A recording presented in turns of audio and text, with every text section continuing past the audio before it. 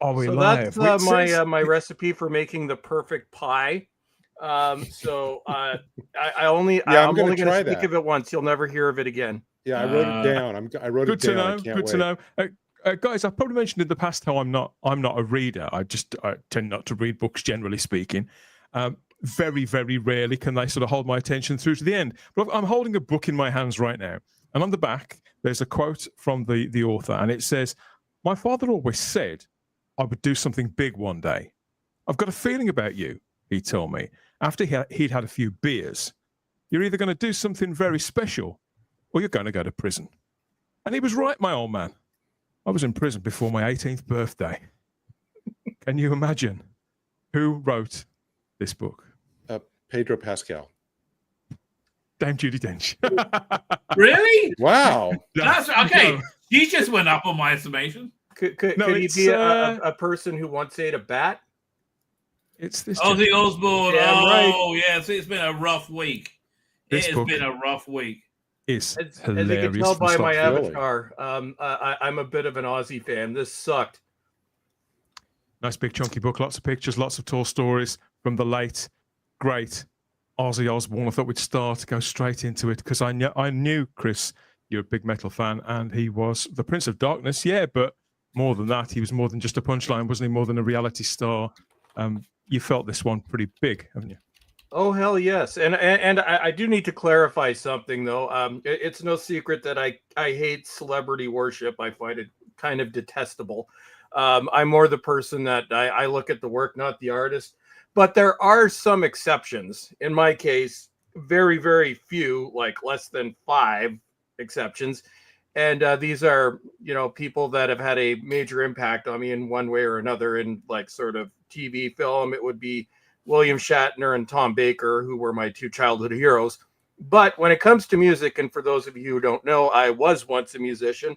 I used to look like a bad imitation of Kurt Cobain. I've recorded a few albums.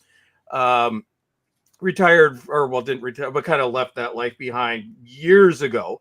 But I was a music fanatic. And since I was a kid, from the time I was like 12, when I really got into music, my favorite band has always been Faith No More. And my favorite artist has always been Ozzy Osbourne.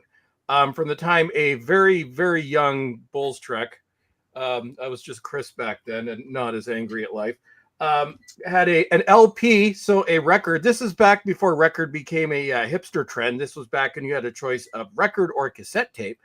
Gotcha. And on record, I still have it in the basement. It's the original release version of Ozzy Osbourne, Bark at the Moon. So it was that and Thriller that I used to play nonstop. So for me, this is, I think, and it really was, I think, a mixture of Ozzy and Faith No More, my 2 heroes in music, well, hero and hero band, that got me into playing music. And at one point, I wanted to be Ozzy Osbourne. Then I just decided I was happy being a guitar player, which is what I did for years. I was a left-handed guitar player, so I was actually like Tony Iommi and Kurt Cobain, left-handed. At some point, some of my bands have YouTube channels from back in the day if you want to see what I look like when I was young and stupid. But I would say nobody has ever come close. Now, musical taste, it's subjective. But I would say there are some unique voices, most of whom have now since passed, that can never be replaced. You have, Elvis. I say David Bowie, even though I was never that much of a David Bowie fan. Sorry, everyone. Yeah. John Lennon, Michael Jackson, and Ozzy Osbourne. And these are artists that have been imitated, none successfully. And I think with Ozzy, it's kind of, if you look at this guy's life, I'm like, I have that book, Dan. I read it many years ago. I have to read it again, but Ozzy's life is stranger than fiction, and that's an understatement. Ozzy did so much drugs in the 80s or in the 70s and 80s. He actually has his own unique genetic mutation caused by the amount of drugs that he did. And there's actually a academic article written maybe 10, 20 years ago on the subject. And it was always a miracle as to how Ozzy lived as long as he did. But he was kind of a contradiction as well, because his persona is Ozzy Osbourne, and Ozzy, it was a persona. He tried to, it was more like this terrifying, scary devil worshiper, although he never actually worshiped the devil, even if you listen to his music. But then if you watch the Osbournes, or, anybody who ever met the guy in real life, apparently, well, not apparently, you can see it, he's one of the friendliest, kindest people you would ever come across, which is very odd. And his wife is very political. Sharon does not like Trump very much. But Ozzy, other than minor things like he spoke out about nuclear war, the only thing I think he's done recently is he did something, campaign against trophy hunting, which is something I support because I'm an animal person. But he never really got political. He was just Ozzy, and he just kind of let people live and do what they wanted. And you could see it all over the internet. Everybody who met Ozzy in person, it was one of the nicest encounters I've ever had. And then in his musical career, this is a guy who had two very successful, very separate music careers. You had Black Sabbath, and yes, Ozzy and Tony Iommi, Geezer Butler, and Bill Ward invented heavy metal. Everything that we've been, 80s metal, new metal, stoner metal, whatever, none of that would exist without Ozzy Osbourne and Black Sabbath. And then he goes on to have a very successful solo career. He has not one, but possibly two of the greatest albums ever released, which is Blizzard of Oz and No More Tears. No More Tears is tied as my favorite album of all time, along with Faith No More, Angel Dust. So, and I think, I don't think any of us would remember when Elvis passed away. I remember. I do. You do? I remember that. I do. I was -1, so I did not. He died in 77. I'm 78. I remember it very vividly being announced on the radio. But even when Michael Jackson died, I think people were still torn on Michael Jackson because of various things before that, and his career had pretty much degenerated in the decade before that. But Ozzy, he put out probably his second or third best album, Patient Number 9, 3 years ago, which is absolutely incredible. If you haven't listened to it, that is my one album recommendation. This guy was still going, and I think he knew his time was done, because how many people actually perform basically their eulogy? I think Ozzy knew he wasn't going to be here much longer. I think those closest to him knew that he wasn't going to be here much longer. But I remember, like, a week before he passed, watching his final performance where he had to sit in his throne. And it's, when you see interviews of him near the end, like, he could barely speak. But then here he is, and there was no lip syncing. I know some idiots have said that. I'm like, no, he was not lip syncing. You could watch it. So suddenly, he always wanted to perform on stage one last time. So you see him come out. It's like, he hasn't been able to walk in several years. And I know a lot of people were worried, is he even going to make it through the show? And then you see it, like, so the old man sitting in the chair, then they break into I Don't Know. And then out of nowhere, like, that Ozzy voice is back. Yeah, you couldn't believe it was coming from, that old man that could barely speak. It was like he'd been hit by lightning, Chris. Yep. And I'm not, to me, he is largely a celebrity figure. But just as you said, this guy was a creative, artistic pioneer. And this did feel like a moment. Not everybody is into heavy metal, but I think most of us, when we keep an eye on pop culture, generally speaking, we know when we've witnessed, even remotely, a moment that we're going to remember like this, even if we weren't there. Yep. And, it's the end of an era. Now, the thing is, it's, I think everybody knew this was going to come eventually, but I think we also thought Ozzy would live forever, considering what this man has done to his body over the course of his life. It's a miracle. He just kept going. I'm like, Ozzy's 60. How did he make it to 60? Ozzy's 70. How the hell did he make it to 70? Then even shortly before he passed, 76. I'm like, Ozzy made it to 76. Well, Chris, judging by his book, it's a miracle that he ever got out of prison in the first place. Never mind that the stories in this book, Rabbi, are extraordinary and obviously so the all question true. is, who could play an Ozzy Osbourne in a great biopic? I don't want to see an Aussie. I hate biopics. No. And I think I've said the only one I like is Walk the Line. Now, for me, it's personal. I think it's because I did live that life to a lesser extent. Like, I did like everything that's in those movies I have experienced. So it's kind of been there, done that. I don't like biopics. I think wasn't there a TV movie made? Ryan Reynolds, Rabbi. No, I would say no Ozzy Osbourne biopic ever. Leave the man as he was. Rather than us bounce this around for a few minutes, let's hear from somebody else on that subject. The book it's a treat to read. I read it this weekend. I was away in Greece with my family, and I just stayed indoors reading the book the whole time. It's an absolute treat. So they're making a movie out of it now, I think. Are they? Talk of it. Who's going to play you? John Coleshaw. No, Tom Coleshaw. No. He's too good. Denzel Washington.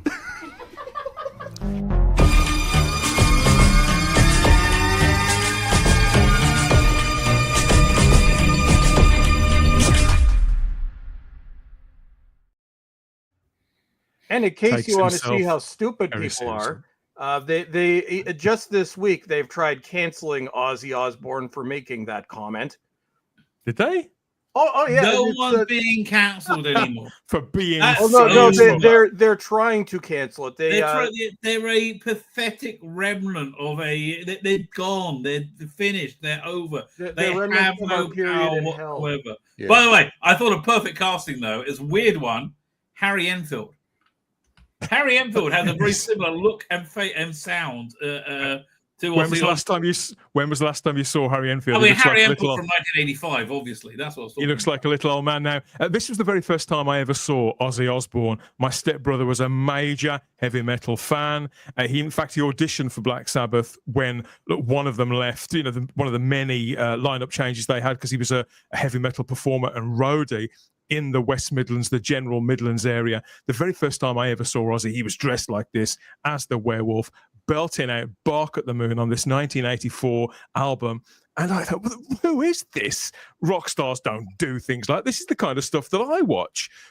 I had no idea where this fitted into anything when I was listening to Howard Jones and Bucks Fizz and Culture Club and all that kind of thing. And there was Ozzy Osbourne doing this. So I was mystified as a 10-year-old. My stepbrother was really, really into them. And he's like his all-time hero. And so to watch this play out in the decades since, as my awareness of his work before and his career afterwards, everything that's gone alongside it has sort of broadened. I've now got a far greater appreciation for who he is. Obviously, he's a countryman of mine. He comes from Birmingham. Birmingham's king of the freaks, as I've called him this week. He was born in Marston Green back in the late 40s, 1948, and this is the Birmingham that Ozzy Osbourne would have grown up in. Looks like that now. It definitely doesn't look like that now. There's quite a lot more rapes going on now, isn't it? I was walking down that exact same stretch just a few days ago. In fact, it was on the day that Ozzy Osbourne died. All of that is now pedestrianised, and there are people on those motorised scooters flying about all over the place, and vape shops, and there are borders where people can't take their cars and mount the pavement just in case. Those cars that just drive into people now, it's a curious phenomenon that. So they put all these bollards and things in. It looks completely different. But yeah, Ozzy Osbourne is Birmingham's sort of favourite son in many respects. And I wondered why, because I hadn't seen the news. I wondered why it was so quiet. And yeah, as I sort of turned on my phone and saw the news cycle, it became very clear that the legend had passed away. We've just been joined by an extra panelist, I'm happy to say, from yet another country. We're all over the world on this edition of the show. Welcome back. Now, he's usually from the TARDIS zone, then, or from the Irish zone. Today, he is Noel, talks pop culture from yet another zone. Hi, Noel. Hi, guys. Sorry about that, Dan. The link you sent me on X wouldn't work on my computer. Oh, so I'm using the other email address I am. So I did send you a DM, but I knew you'd be busy, so I managed to get in anyway, thanks to Rabbi. So sorry I'm late. Excellent. Well, thank you for pulling together, guys, to make up for what technology wouldn't allow. Obviously, you know, you've heard Chris talk there about not just a childhood hero, a lifelong hero. I can't pretend that I'm a huge heavy metal fan. My stepbrother drove me nuts with it. There was very little of it that I actually liked. And Chris is right, music is a very personal thing. But a figure like Ozzy Osbourne, he does cast this sort of long shadow, doesn't he? And obviously he lived in America for decades, didn't he, Gary? Did he?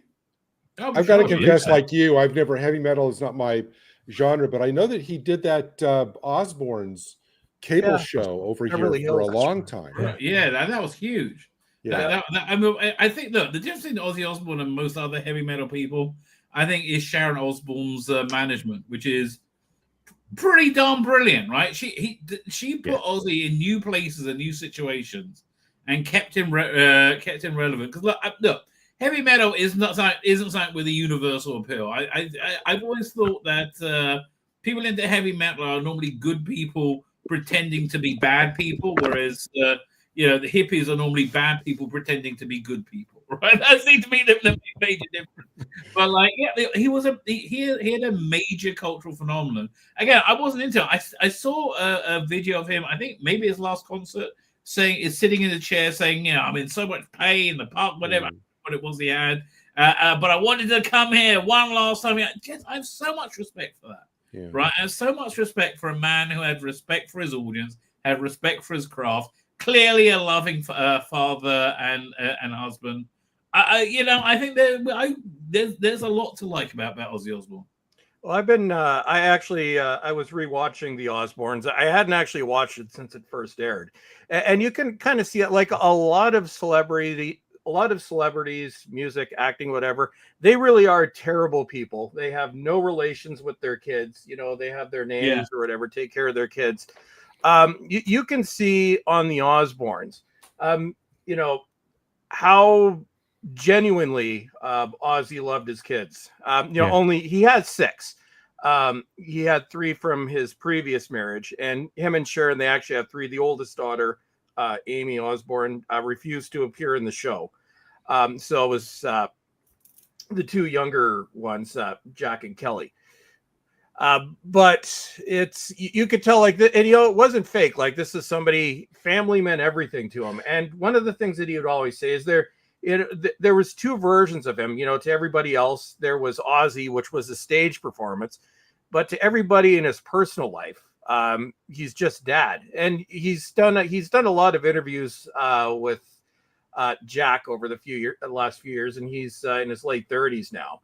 And you could tell, like, he grew up to almost be the, you know, just sort of like, you know, you could tell he was raised properly, grew up to be a fine young man. And, you know, you could tell how much respect he has for his father.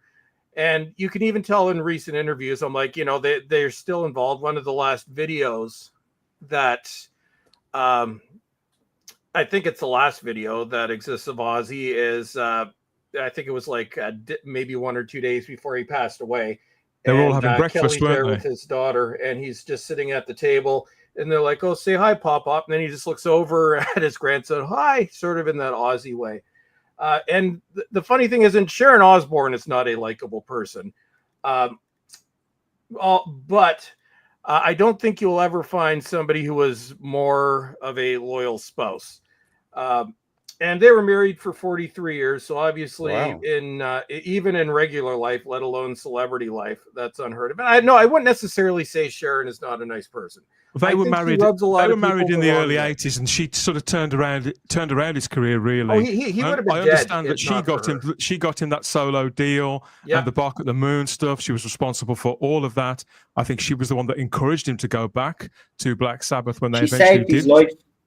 Yep. Yeah. She was known as being like absolutely ferocious, and I think that's where they come from.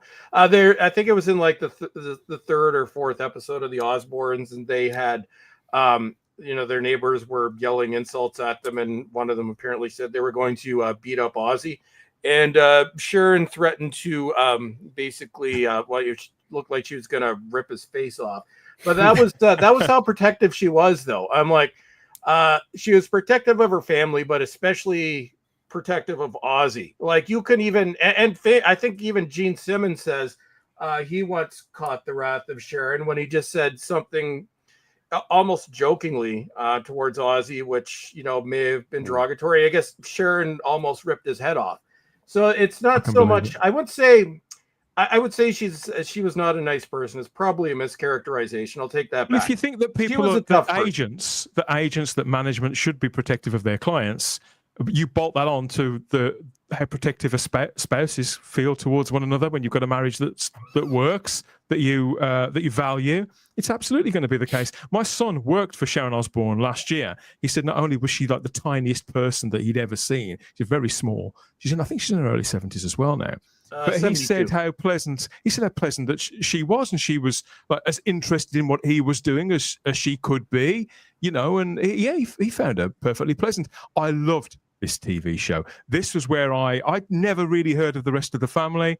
I watched it because it was a thing, because it was a cultural thing. I was aware it had huge impact on MTV, and I loved it. I watched it right the way through to the end. I've never seen the sequel show, though, The Osbournes Want to Believe, and I'm going to have to. And this is apparently because neither Sharon nor Ozzy believed in the supernatural, just as you said, Chris.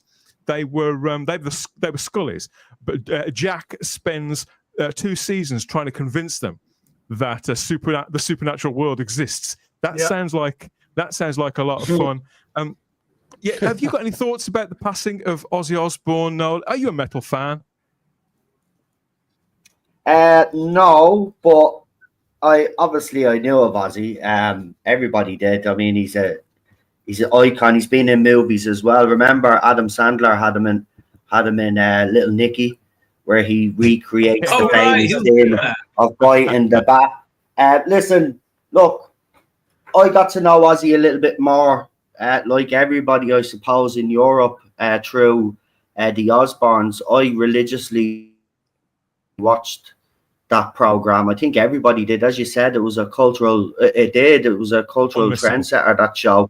I think it also opened the door to more reality TV shows like that, based around families. That's why I believe we have the Kardashians today, is because of the Osbournes. The Osbournes were kind of the first fly off the wall. But look, Chris is right. I'm not a fan of his music. Despite the swearing, it was about family values, wasn't it? It was kind of nourishing in some respect. Yep. Well, yeah, it was brilliant. I remember the episode where Jack, I think he has a scooter or a bike or something, and he's driving up and down the road. You remember the cops come, fucking Ozzy comes out as he always does. Who's doing that? Nah, listen, I have to say, even though I'm not a heavy metal fan, when he died, first of all, did we lose Noel? I think the Chromebook died. I'm gonna guess that. I know we got. There you go. Oh, sorry, am I back? We've got a little bit of lag. Am I back? I think we've got a little bit of lag. Yeah, I was just going to say, though, the concert that he did recently, I don't know personally if that was a good idea. I honestly believe that Ozzy probably would be still here if he didn't do that concert. I think that's the thing that broke him finally. Nope, actually, Noel, that's a point that I disagree on a little bit. Because I think the one thing that Ozzy wanted to do, and this was not Sharon's idea, this wasn't anybody else's idea, because Ozzy hasn't been able to perform. I think his last full concert was about 6 years ago. But I think Ozzy knew that his time was coming. And the one thing that he wanted to do, it was basically his dying wish, is he wanted to perform live on stage one more time. And, you know, it's, and knowing, you know, the music was the guy's life. Well, especially after he got rid of the drugs. It used to be music and drugs, then it became music. But everybody has said this. The one thing that he wanted to do one final time before he left was he wanted to perform on stage one more time, because that was his life. So I think maybe wanting to perform that one last time may have allowed him to hang on a little bit longer. And he recorded 2 singles earlier this year, and you'd have no idea. The second last one was called Crack Cocaine. for him kind of makes sense. And he's been doing music over the years. I've actually listened to it. He did a couple of songs with Kelly as well. They're actually very good. His later stuff is actually more accessible, I think, than his old stuff. Because I have listened to some of his older stuff, and it's actually quite good. It's quite emotional. He tells a story, like it's good. And I'm not an Aussie fan, but as I said, I think his newer music appealed a lot more to people that obviously weren't into all of this. I mean, look at the artwork on those covers as well, man. He did too, because he was diagnosed with Parkinson's in 2019. He'd been very sick before that. I didn't know that. And he hadn't done an album in 10 years. The last album was Scream, which everybody but me seems to hate. I actually like that one. But he did 2 more albums 2 years apart. He did Ordinary Man in 2020, which was basically an autobiographical album. Like, most of the songs are telling his life story. You can even see that in the videos. Then as his final album, which he started working literally the day Ordinary Man was released, then he started working on Patient Number 9. So Ordinary Man is his autobiographical album. Patient Number 9, I equate that to the same thing as his last performance. It is through and through the quintessential Ozzy Osbourne album. When I first saw it, knowing the state he was in and the age he was, like, my jaw dropped. I'm like, my God, this is like, this is Ozzy 30 years ago. This is No More Tears, Osmosis Ozzy. This is him at his peak. But I think, Noel, it's I don't think the concert was what did him in. I think he held on so he could do that concert live, essentially. Yeah. And then I think that was the one thing that he wanted to do, and I think the way... Well, if it was and he wasn't pushed into it, I'll say that's fair enough. But he was my father, and I saw his health the way it was. I wouldn't care what his dream is. I want to preserve his life for as long as I can. But if that's the way he wanted to go out, if he knew, and it was all him, fair enough. But if I was his son, I would have had an issue with that. Even though that I don't think it'd be a while before the family comes out and says something, but I know there had been discussions. But it's like Make-A-Wish when somebody has a terminal illness, whatever that is, go meet their rock star, go, Disney World, whatever that is. Yeah. Like Ozzy had known he was dying for a long time. Those around him knew he was dying, and I think if you watch the body language. Even though it had never been made public. I get the feeling that several people that were on stage with him also knew that he wasn't going to be around much longer. I think Zakk Wylde knew, and I think the other 3 members of Black Sabbath knew, and his family obviously knew. Like, this was his dying wish.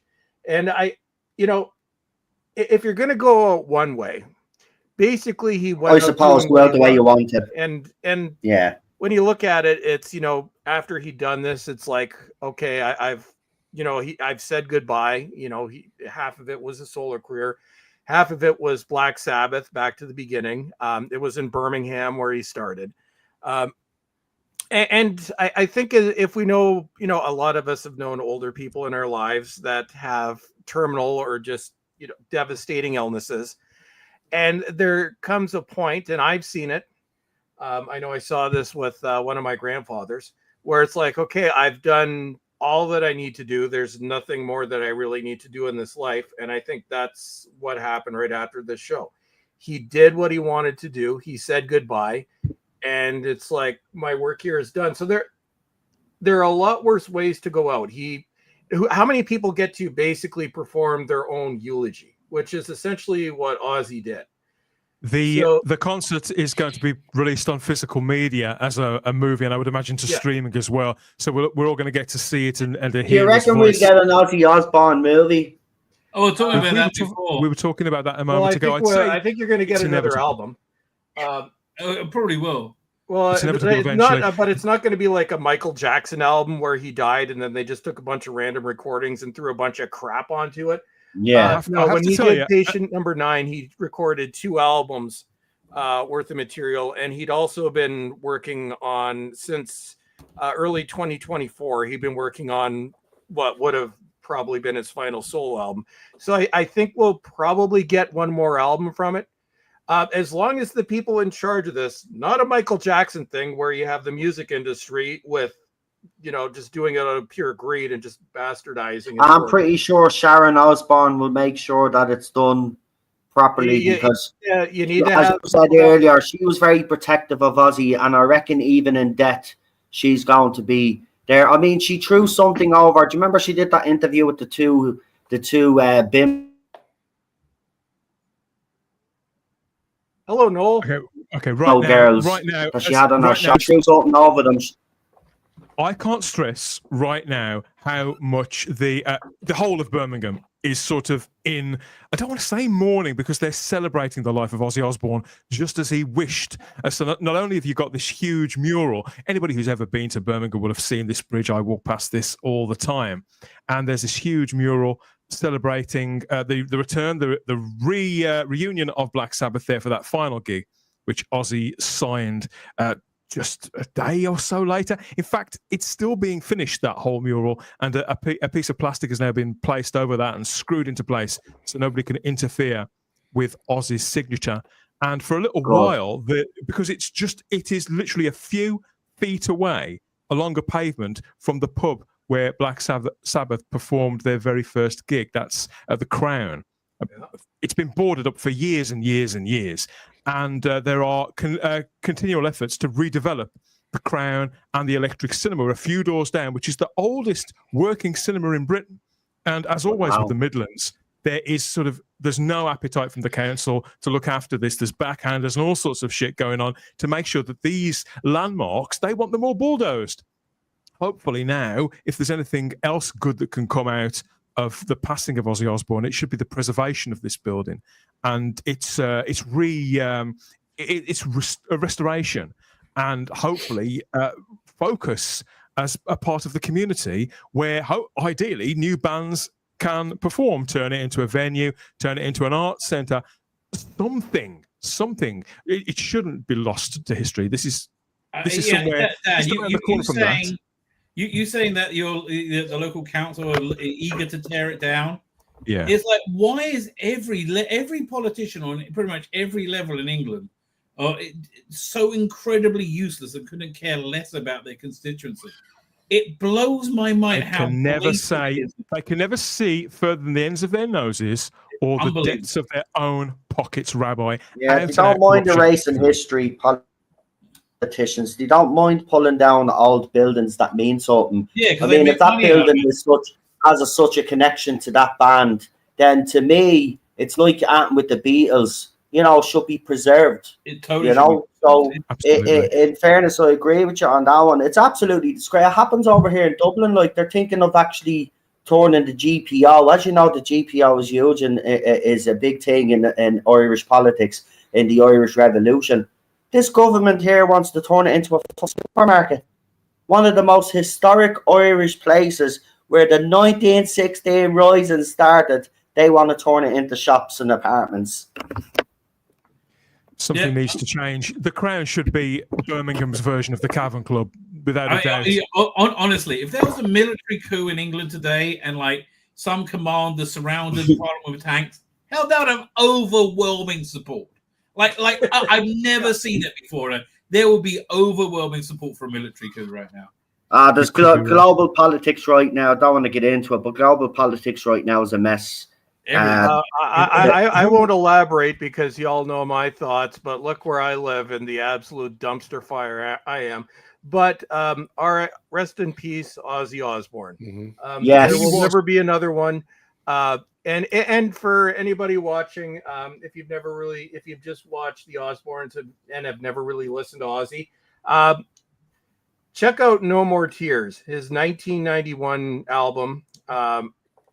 That and Blizzard of Oz are considered his two greatest, but No More Tears, like I said, it's tied for my favorite album of all time. And oddly enough, I had it playing in my car, I think 2 days before Ozzy passed away.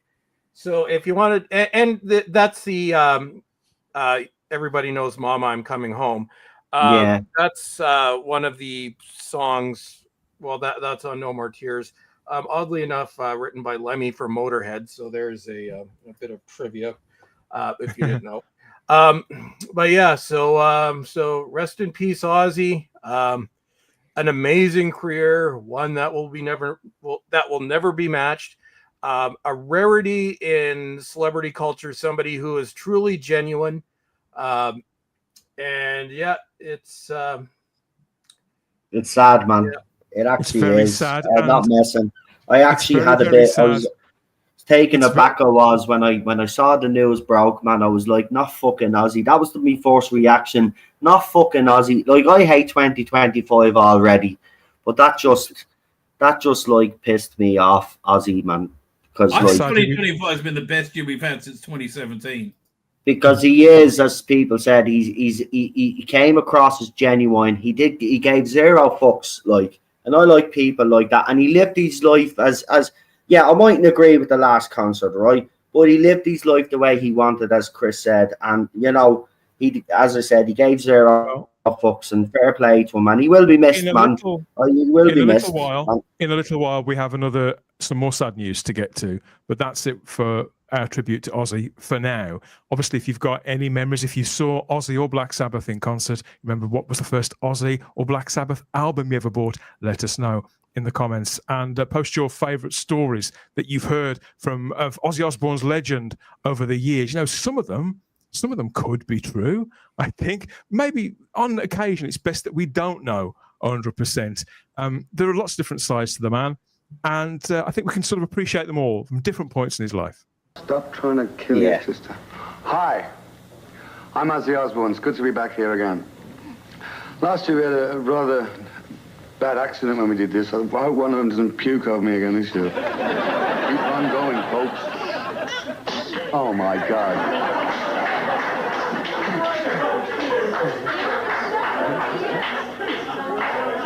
Why? Why can't you be like the Osmonds?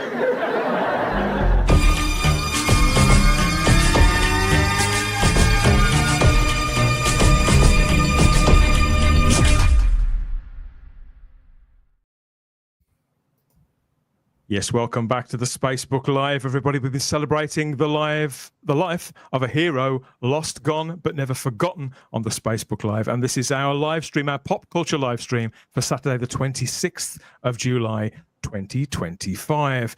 We've got, so where are we? We're on Rumble and on YouTube. Where are we? I can't remember where I am. And what is it? What week is it? It's Comic-Con week. Comic-Con International is happening right now in San Diego. Big panel happening as we speak too. So we're going to cover whatever we can, however we can, over the next however long. There's literally no news that came out from it. I was really surprised. I did a stream before coming with you. I said, I thought, no problem. I'll just pull up X and like look at the news from Comic. Nothing. Well, you know, Battlestar Galactica figures look good. Oh, yeah, those look amazing.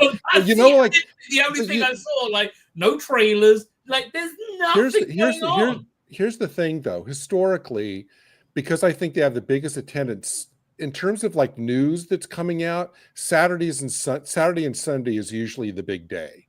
Well, nothing's happened so far. Yeah, that's the biggest crowds. You know, Thursday and Friday, I think they parse out like B-level news, but today and tomorrow is when we'll get whatever big news is going to come out. But does it not, Gary? Just to say, we've obviously we covered pop culture over the years, all of us have.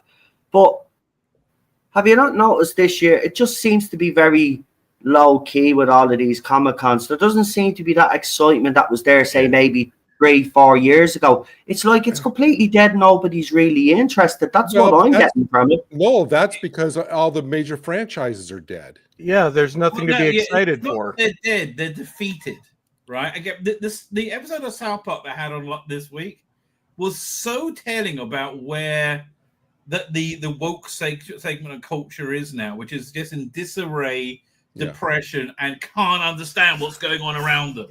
Right? It's like it's. I mean, that was what it wasn't that fun either, but it was old jokes from like 10 years ago. But the character was standing there and going, "So what's everything changed?" Right? I don't understand. They did announce yesterday Dan and I are comic guys. He'll appreciate this. IDW did announce yesterday that they're going to be doing a Godzilla versus the Teenage Mutant Ninja Turtles comic. Sounds fun. So there you go. Tough. Could be good. There you go. See, when you hear little things like that from the smaller brands and the smaller lines and the franchises that have sort of grown a fan base, a community of people who are just that little bit younger than us. I like to hear about that sort of stuff. The things that they, like Power Rangers, the things that they latched onto that they are taking through their lives in the same way that we did the big three: Star Wars, Star Trek, Doctor Who.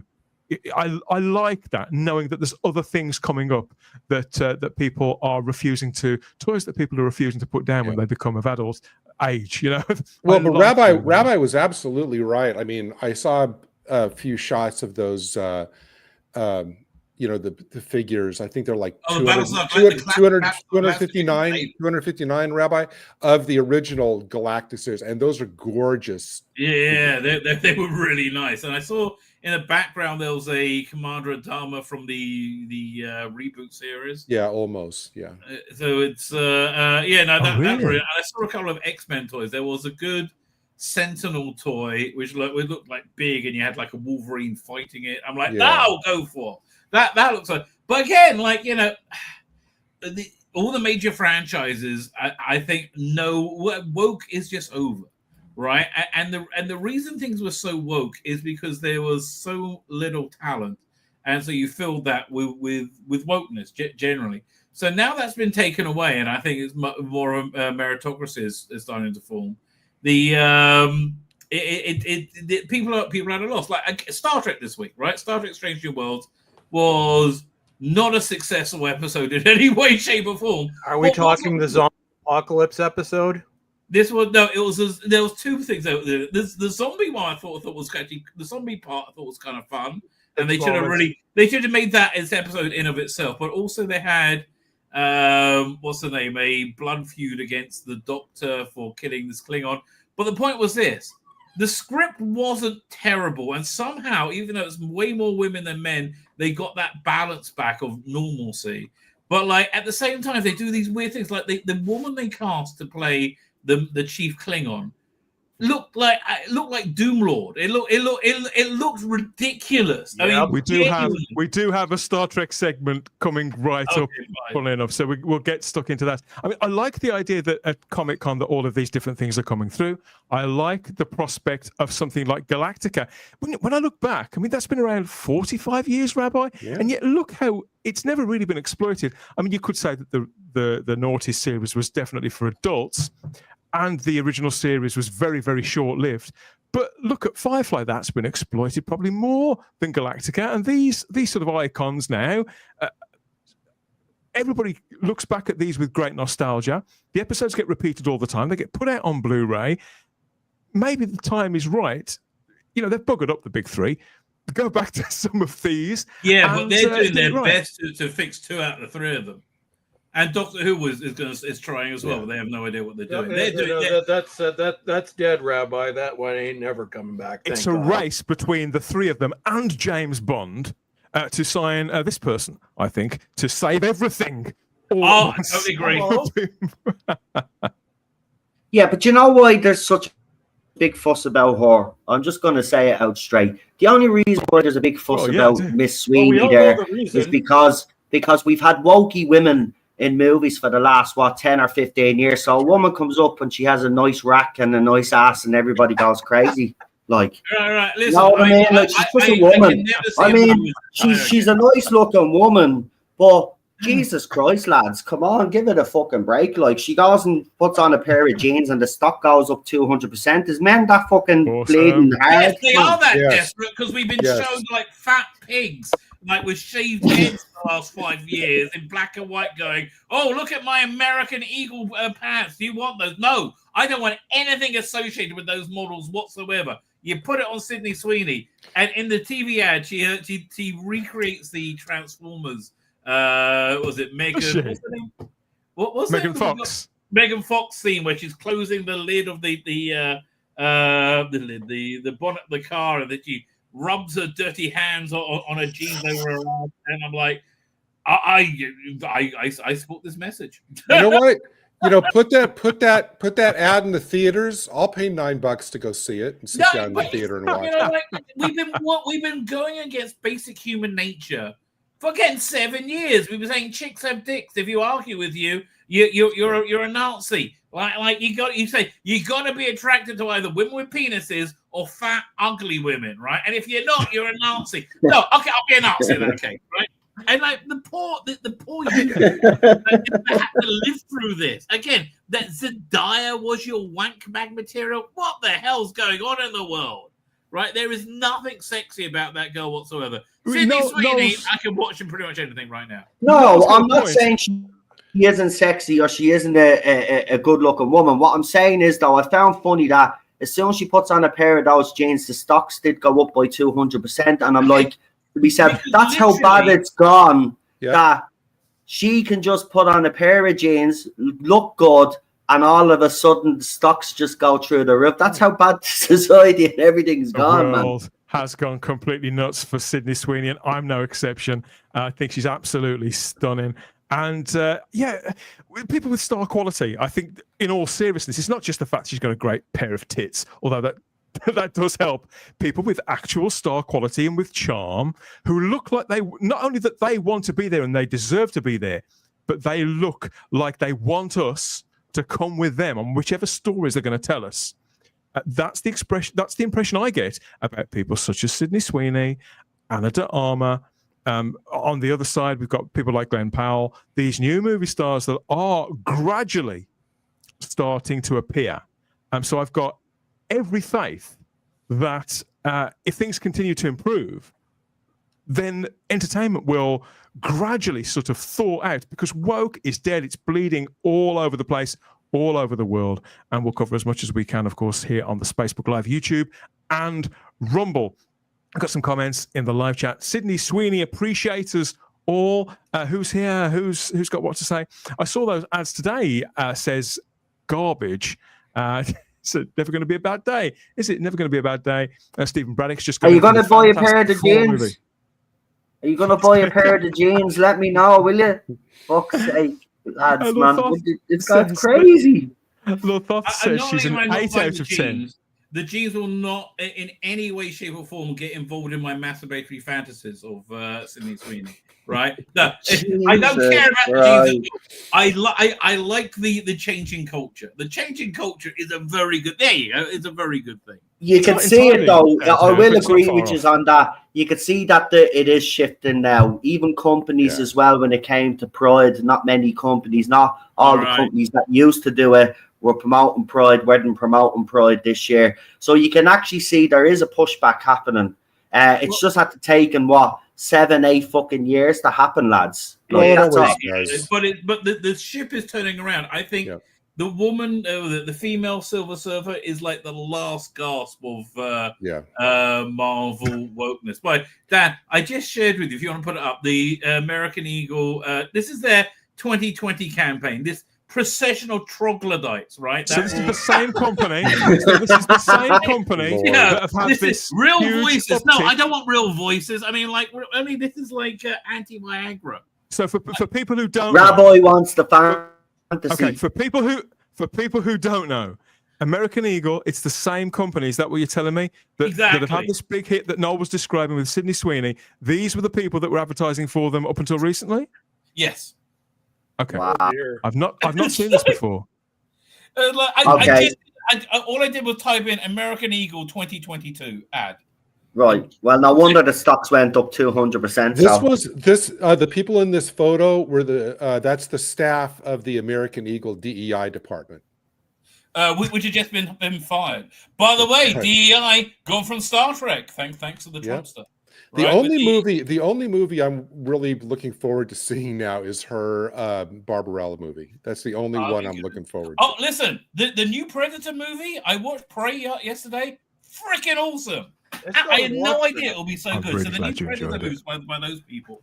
Really good movie, a great trailer. I'm really excited for it. Good.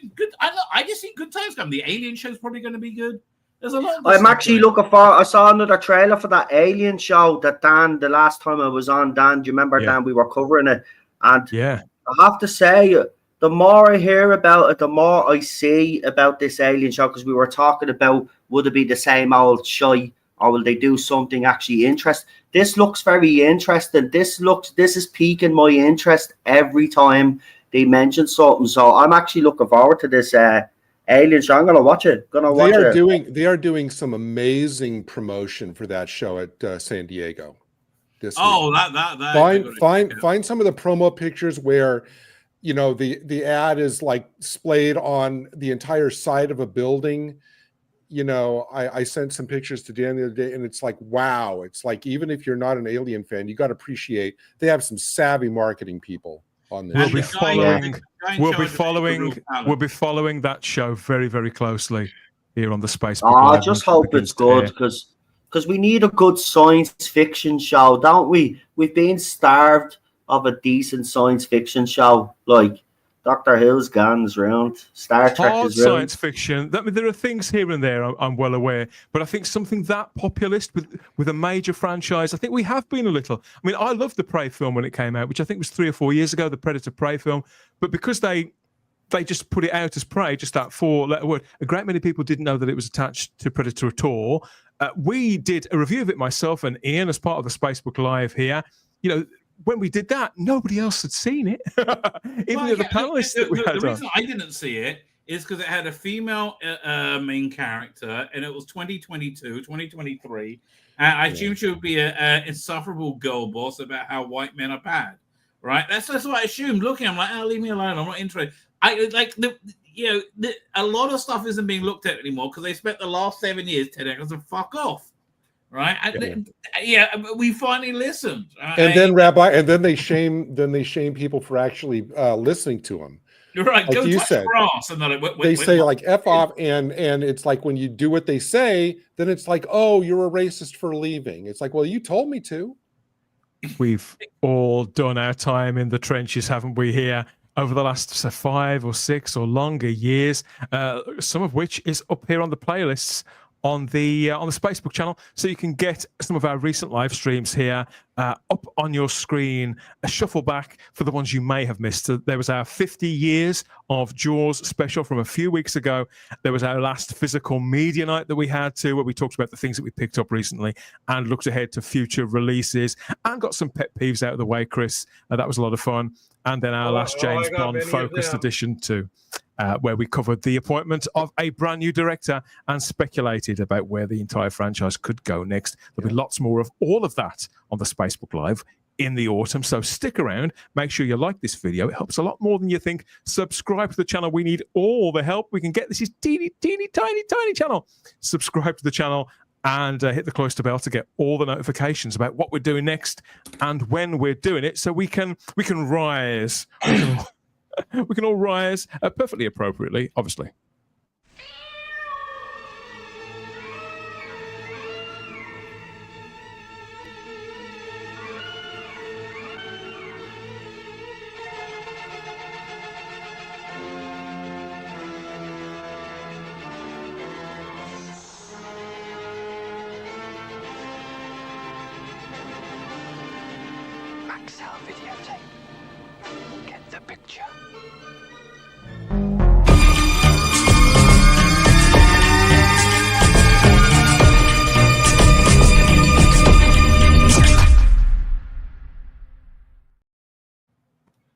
Okay, so Space, the final frontier. It's all happening right now, so I hear, as we're live streaming. They are on stage at San Diego Comic-Con International 2025 with the official Star Trek panel. It's divided into 2 halves with some other things going on outside it and new toys and things being revealed.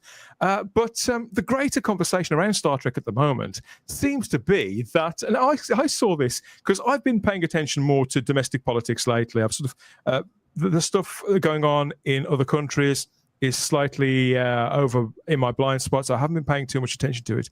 But then I saw some headlines recently suggesting that Donald Trump the current president, of course, that Donald Trump has saved Star Trek.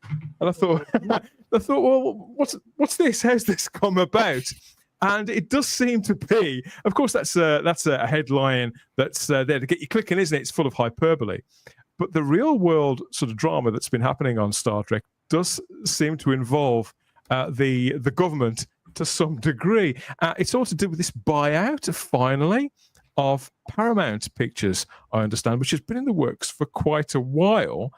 And it seems that it's all down to something called the Federal Communications Commission, which we don't know what that is in Britain, but it does sound very, very official. And so they have okayed now this buyout of Paramount Global by Skydance Media, and Paramount Global obviously owns Star Trek, so it'll all come under the watchful eye, the protection of Skydance Media.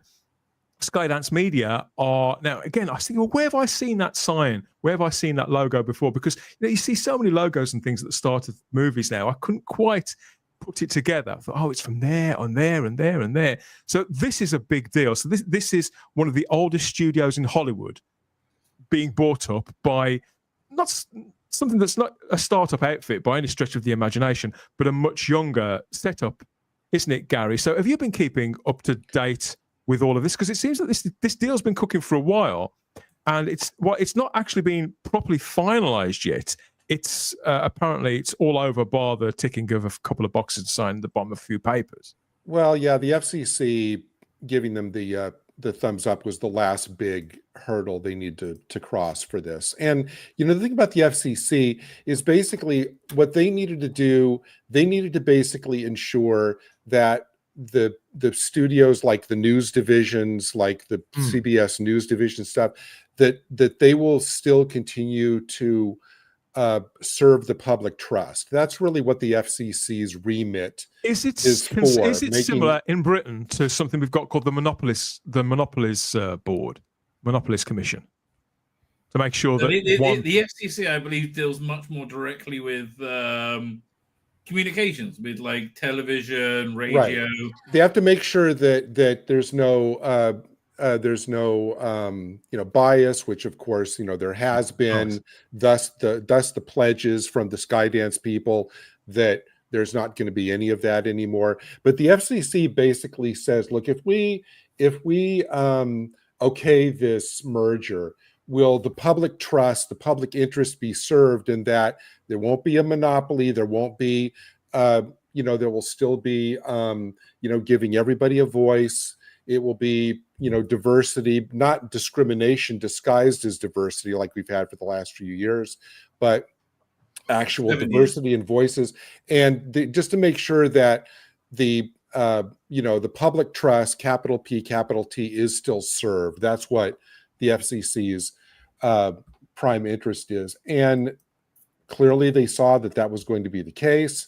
And that was really the only thing they really kind of cared about. And now it seems like, we've had statements this week saying, hey, we're dismantling DEI.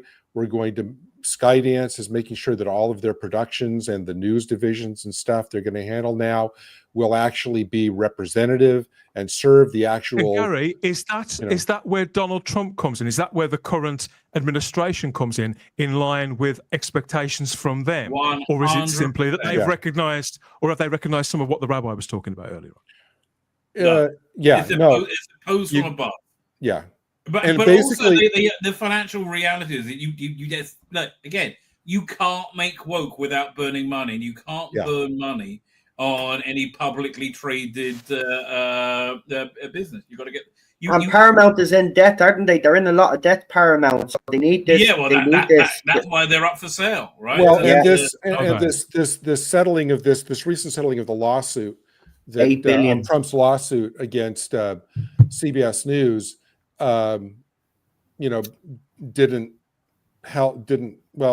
Didn't hurt him either. Basically, it was impetus to say, look, Skydance is saying, look, we're never going to do anything that's going to lead to a lawsuit like that again. So that was kind of like the last nail in the an interesting development I saw about this was two things that happened this week. One, they cancelled the Late Show. Yay! Exactly, and which has got crushingly low ratings, but they were losing about 40 million a year on it. But it was a political mouthpiece to attack Trump. Okay, and that's all it existed for. So they canceled that. But curiously, at the same time, they made a deal with the South Park people for, what was it, 300 million? $1 billion. 1.5 billion. 300 million for a year for 5 years. And they come out with this really, very bizarre, it's a very different kind of anti-Trump video that it made no real sense. It wasn't commenting on anything. Here's the thing. But that was them basically saying they don't give a fuck because this deal's going through now, so the shackles are off now. That's the way that the way I read it was differently, in that they the tactics to again, this is insanity we live in are changed, and they realized that stuff like Late Show and news, it just doesn't work, right? It's not effective in moving people. So maybe they want to get things like just bizarre comedy like South Park to say the political messaging. Well, it takes, you can't make one of those South Park's episodes overnight. I'm sure this episode they released this week has been kind of percolating for a while. They make them really quickly. These guys have been vocal for the last few weeks about trashing everybody involved with this merger because it was delaying the premiere of their show. And of course, once they make this $1.5 million deal, of course they turn around and they're all sweetness and light. It's like, oh, we love Paramount. Oh, the guys have, well, of course, because, they just gave you guys $1.5 billion. And so, of course, we're not going to publicly trash you anymore. You know what? About that South Park deal, I guess the deal involves them making over 50 episodes over the next 5 years. So 10 episodes a season. It's like, dude, if you're being given $1.5 billion to make 10 of those episodes a season, and as Rabbi just said, you make them fast, and all you have to do is 10 a season, you don't have any right to complain about anything for the rest of your life. By the way, I say, if you want to buy me off, I'll do it for 150 million. I am much cheaper. There you go. Than Matt Parker and Trey, whatever his name is. 150 million. You can buy me off pretty much for anything. Obviously, there's been a lot of what they call cope within the Star Trek fandom, the bulk of Star Trek fandom, who are sort of annexed people like us for, speaking the truth, basically, and pointing out when they're pumping out absolute shit for the best part of a decade, just like goes on everywhere.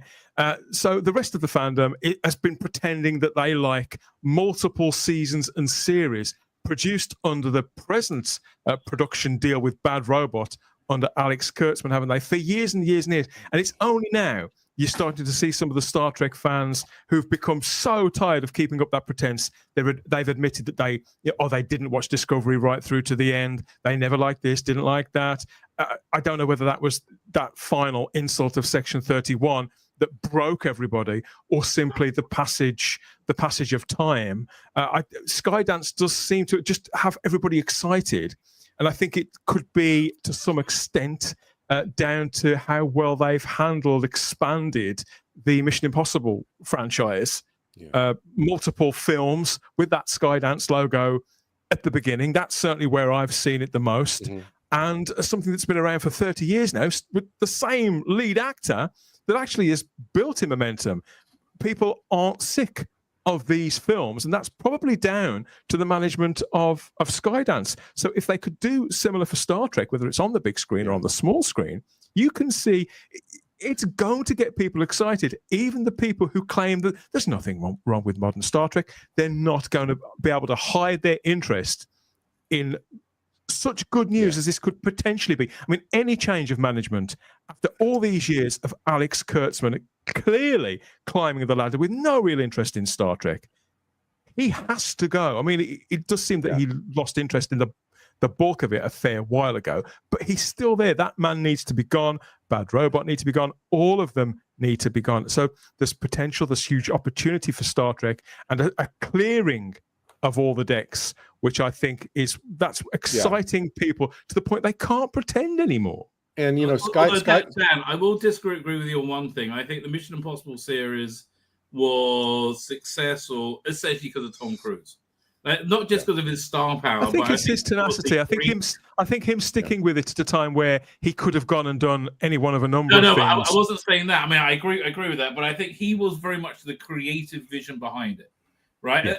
Ethan Hunt is very much a idealized, perfect version of Tom Cruise. Do you remember when this recording of him coming out, being freaking out because people weren't keeping COVID rules? Yeah, I remember. Right? Yeah. Which I completely agree with him. But the reason that was interesting is normally when you hear actors like have a meltdown, they do it in their like normal, like if it's Christian Bale, it's in this Welsh accent. It doesn't sound like them. That sounded like Ethan Hunt, right? At the point in the movie where he's like, "We got to do this," right? So they sound exactly like him.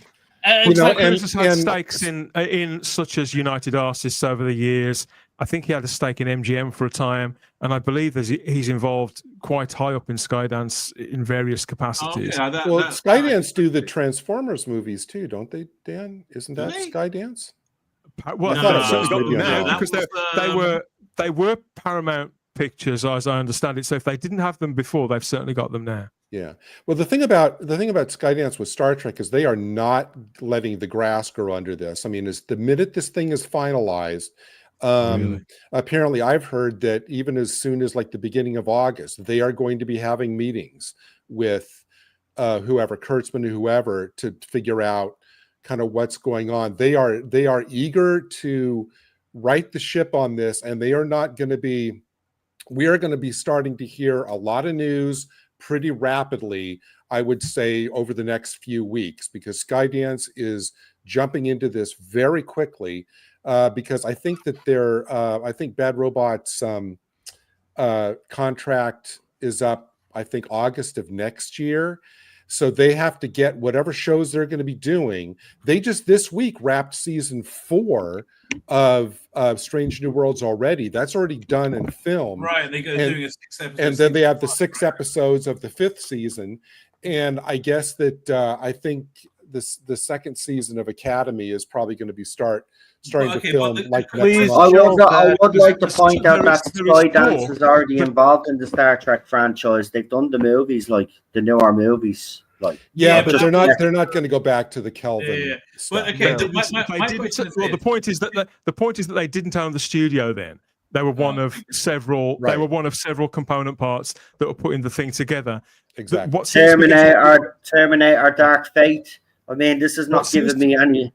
What seems to be getting people potentially excited is the creation of what will effectively be a Star Trek Studios with somebody or a set of people at the top who are actually interested. Either were fans, people who are experienced, people like Rod Roddenberry. His name's been mentioned. Obviously, he's deeply involved with the Roddenberry Corporation. Maybe bringing in people like Robert Meyer Burnett and all those types of guys. So, okay, my question is this: what do you think the chances of Starfleet Academy never seeing the light of day? Well, that's what I was about to say. I'm sorry. If you are listening, that show needs to be shelved. They're not going to do that. I know. They're going to put it out. Strange New Worlds this season is not woke. It's not great a lot of the time. Okay, well let's take these things one at a time. We've got Dalek Dabando says, is there still a lot of interest in continuing Star Trek after what's been done to it? Yes, there is, because as a brand, it's potentially got a lot of value in it, and they can effectively quarterize. The beauty of Star Trek, I think, is the fact that each show has its own title, its own sort of identity, and although, as it was before, up until the end of Enterprise, everything ran seamlessly, and a great many people were completists. Those days are gone. You can discount, you can not watch bits and pieces, and it's absolutely fine. It wouldn't surprise me if they start wiping bits of continuity completely. So Chris, you mentioned this. So because so it's a Comic-Con panel right now as we speak. The first half is devoted to this. Some of us believe it won't ever be screened. It does seem that it is coming after all. This is a brand new poster, just unveiled before we came online. This is the first proper poster for Starfleet Academy. Step into the future. With lens flare as well, Chris. No, honestly, like, just take it and burn it. Like, the one thing about Star Trek that I didn't doesn't really exist in Star Wars after Rogue One and that British show that I will not mention by name. The one good thing about Star Trek is it's had like Star Trek Discovery is an abomination. And you want to know why Paramount's in trouble? Well, you take that trash and make that your flagship show for years. That's how you end up in this situation.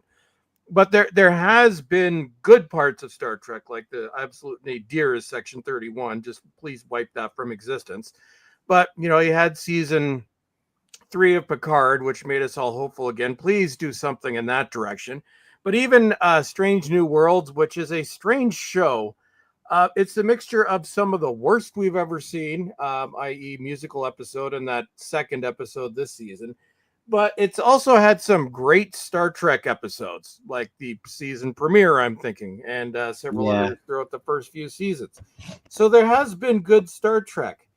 And the good thing about Star Trek as compared to the British show I won't mention in Star Wars is the destruction of both those franchises was very public.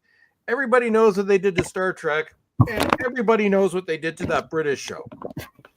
Because the people at Paramount were so incompetent, the terrible Star Trek really just it kind of went under the radar.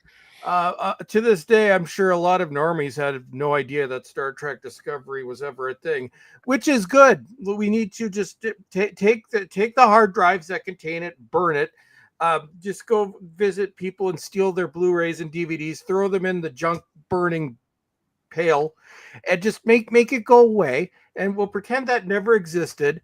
Pretend that Picard was just a one-season thing. We'll pretend that those first 2 seasons never existed, and make some kind of parody movie out of Section 31, and cut down Strange New Worlds by about 50% of the episodes, and there you go. You've got great Star Trek. So I would love a Captain Janeway or Admiral Janeway show.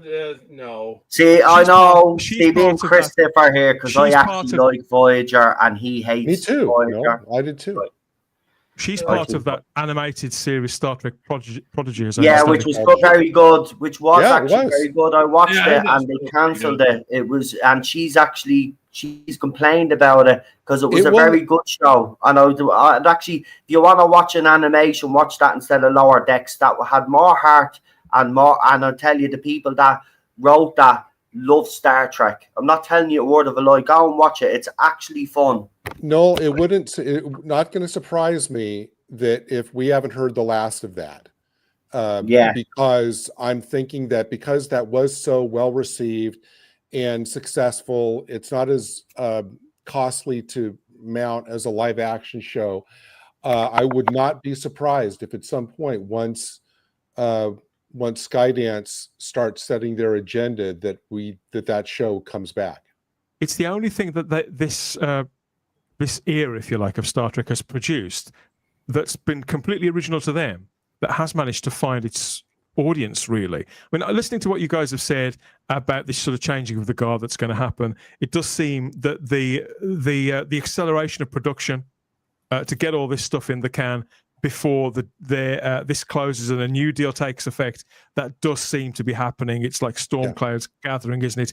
Get it all in there, because obviously there's going to be a period of time where they won't be making any new Star Trek. They'll be putting it all together. It could be 2 or 3 years while they decide what they're going to make. I mean, look, we just had 2.5 years waiting for James Gunn's Superman movie.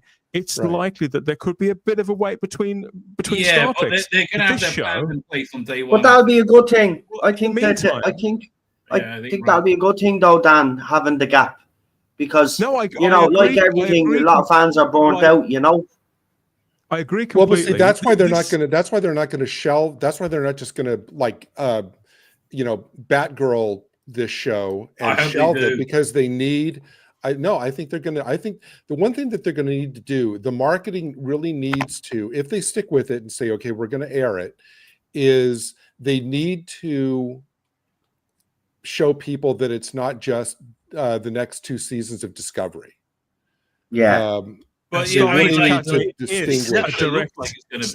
Academy is a direct sequel to Discovery. It says here there's going to be some crossover characters and scenarios. It's expected at the moment to premiere either later in 2025 or in 2026 on the streaming service Paramount Plus. The future of Paramount Plus is also in jeopardy, just as CBS All Access was before. So kind of Star Trek has polished off 2 streaming services as well.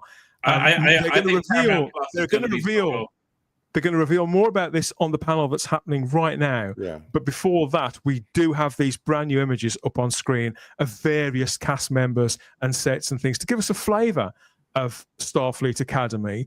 And I'm just looking at these images, I am finding the Rabbi just as confusing as I have any imagery. Yeah, what's with the uniforms? I don't get the uniform. What's the uniforms, man?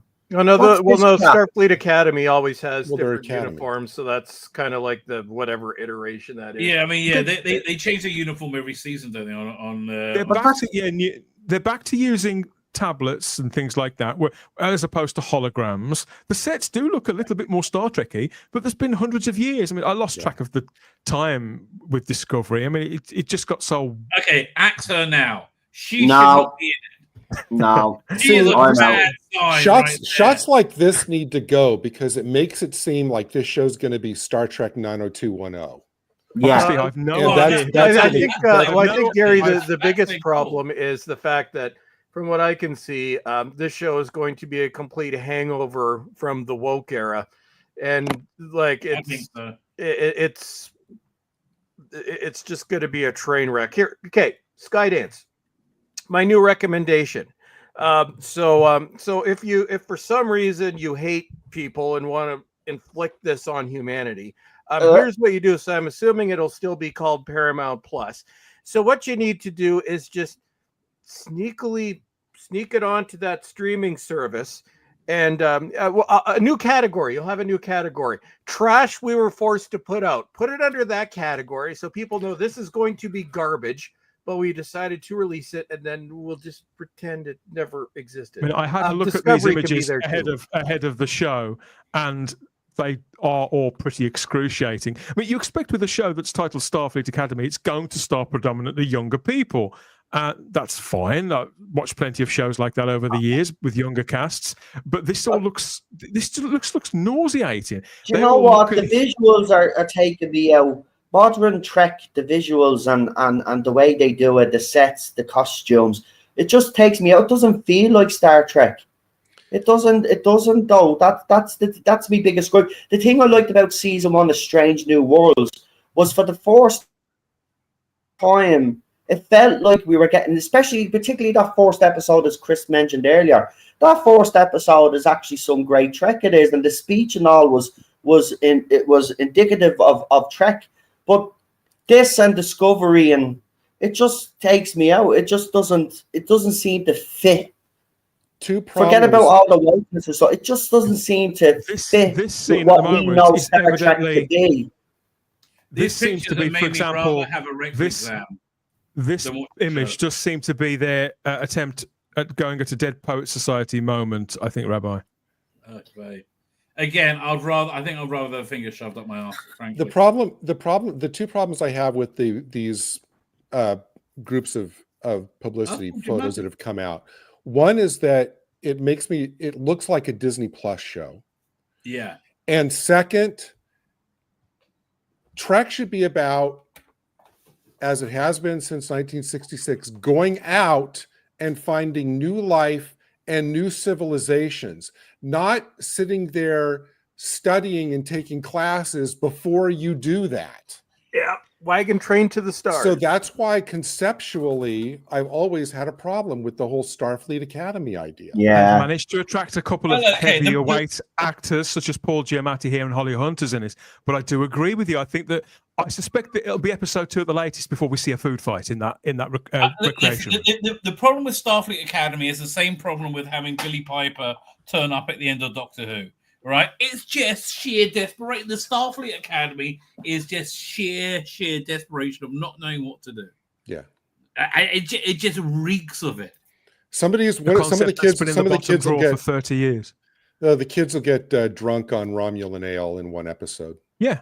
You can see it all now. You can tick the boxes of which storylines they're going to deliver. The first season consists of 10 episodes. The second season, I think, is the same.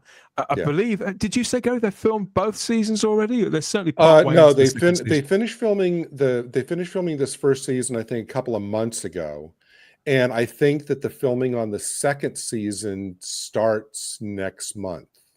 Okay, but that's all they're committed to. Is just the 2 seasons. I mean, obviously they're making it. We don't have to watch it. This is Tatiana Maslahi there from. She used to be a well thought of actress when she was best known for playing in Orphan Black. Now she was in the awful She-Hulk TV show, sort of eclipsed everything else that she ever managed to do. So she's slumming it here on Starfleet Academy as well, Chris. Yeah, I used to love Orphan Black. I can't watch that show ever again. There are some career missteps that I'm sorry you could never get over, and She-Hulk is one of those things you will never get over. I know it's wishful thinking, but I don't want this show to see the light of day, because Star Trek is the one franchise that I really do want to see come back, and after Section 31 and Discovery, it can't really afford any more hits. Like when it comes to the 3 big franchises, I'm no longer, I don't care what happens with Star Wars. My investment has been gone for years. That British show, I never want to see come back again. But Star Trek, I want to see come back. So I don't want it. And I know, obviously, I'm just a fan. I don't have any say in this. I can just say what my wishes would be. And my wishes is between now and when Star Trek comes back, I just don't want to see anything else that could damage the franchise. And well, I don't think, Chris, we're going to get anything else like Section 31 again, because apparently from all that I've heard is that Skydance was beyond shocked at the crappy quality of Section 31. They don't even believe that it probably should have ever been released. And I think that their one commitment is probably that they will never, ever do anything like Section 31 ever again. For some inexplicable reason, they've sent a lifeboat for this nauseating character from, was she in Star Trek Discovery? Yes. Somebody called Tig Notaro. She was. Oh, God, she's in this too? Yes. Apparently so. It looks terrible, man.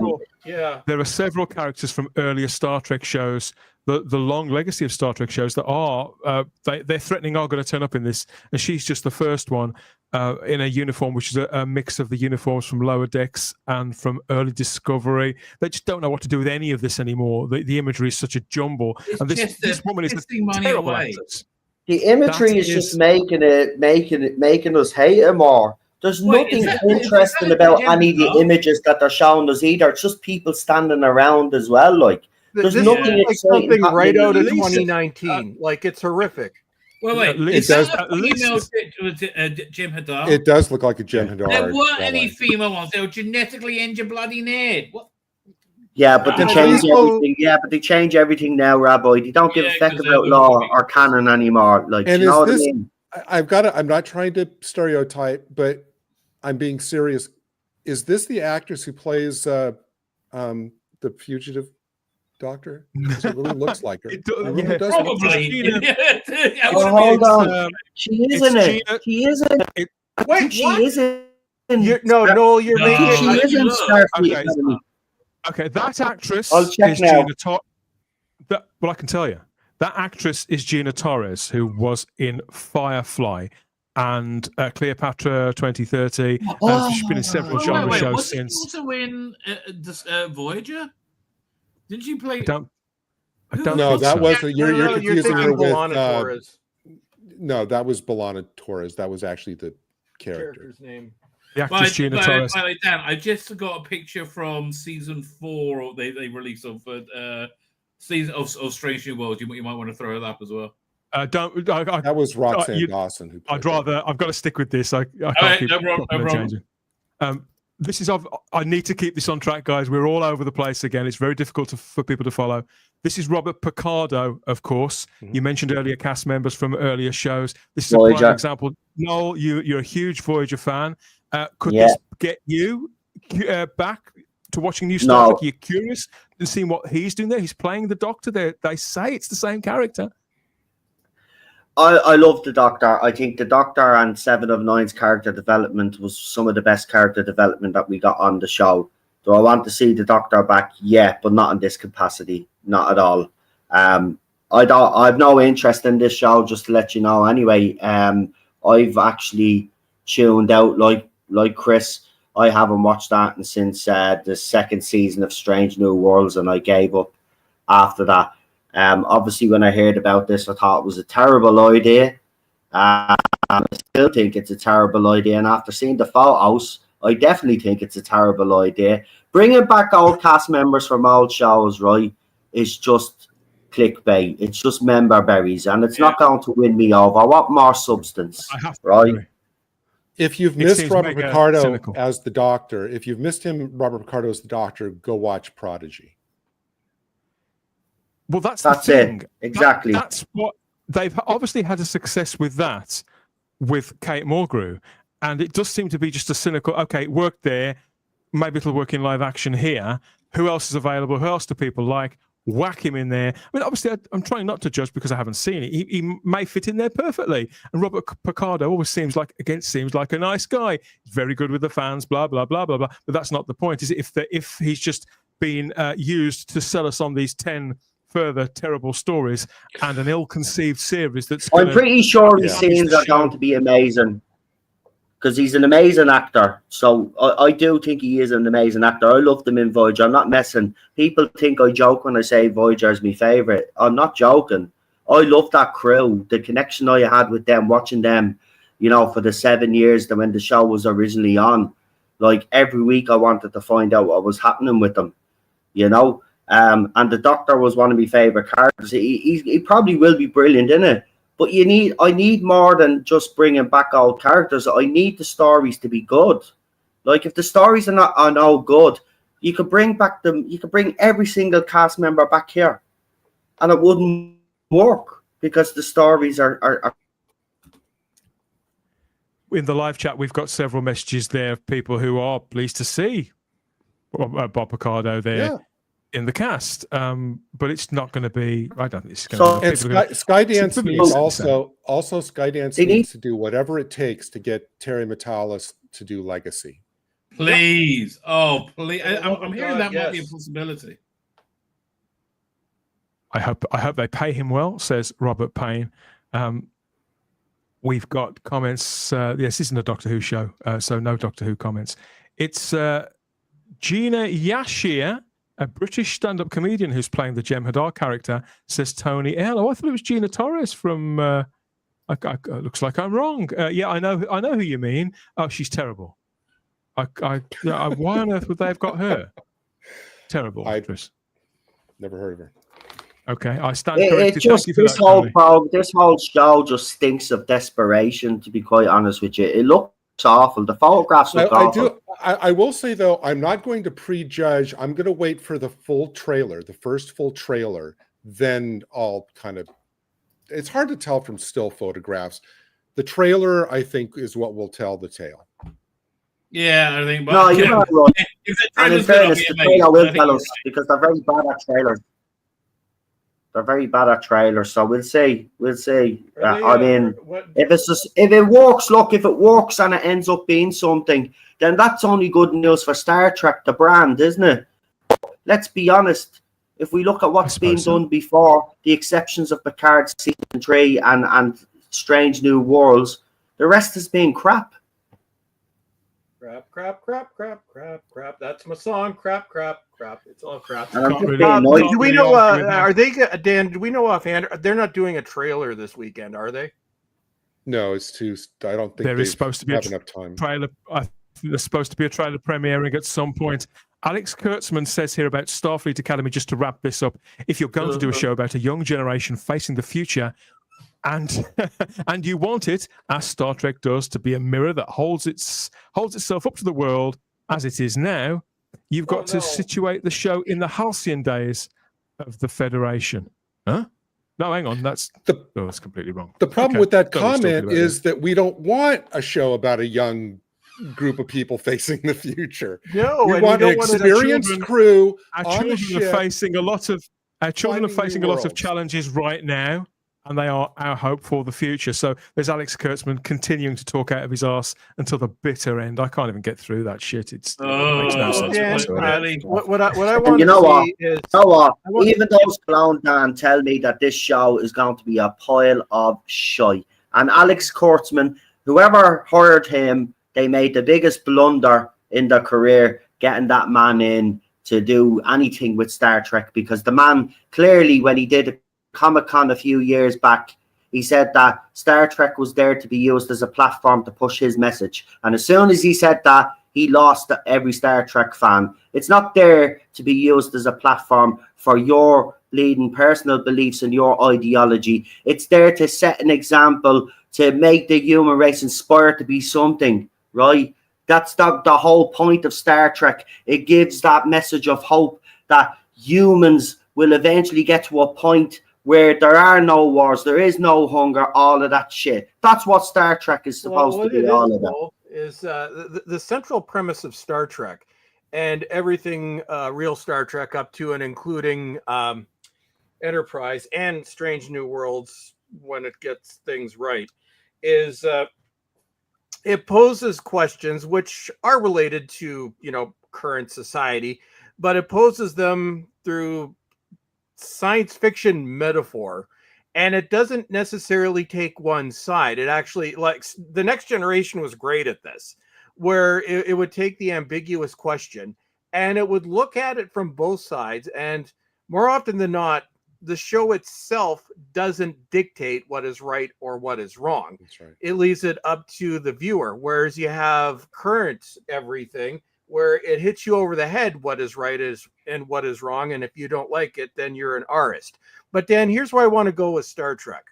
I want to go back to 1987, put everything aside, bring us from the end point, which Picard season 3 is now the end point. I don't care what they did with Discovery because I don't consider that canon.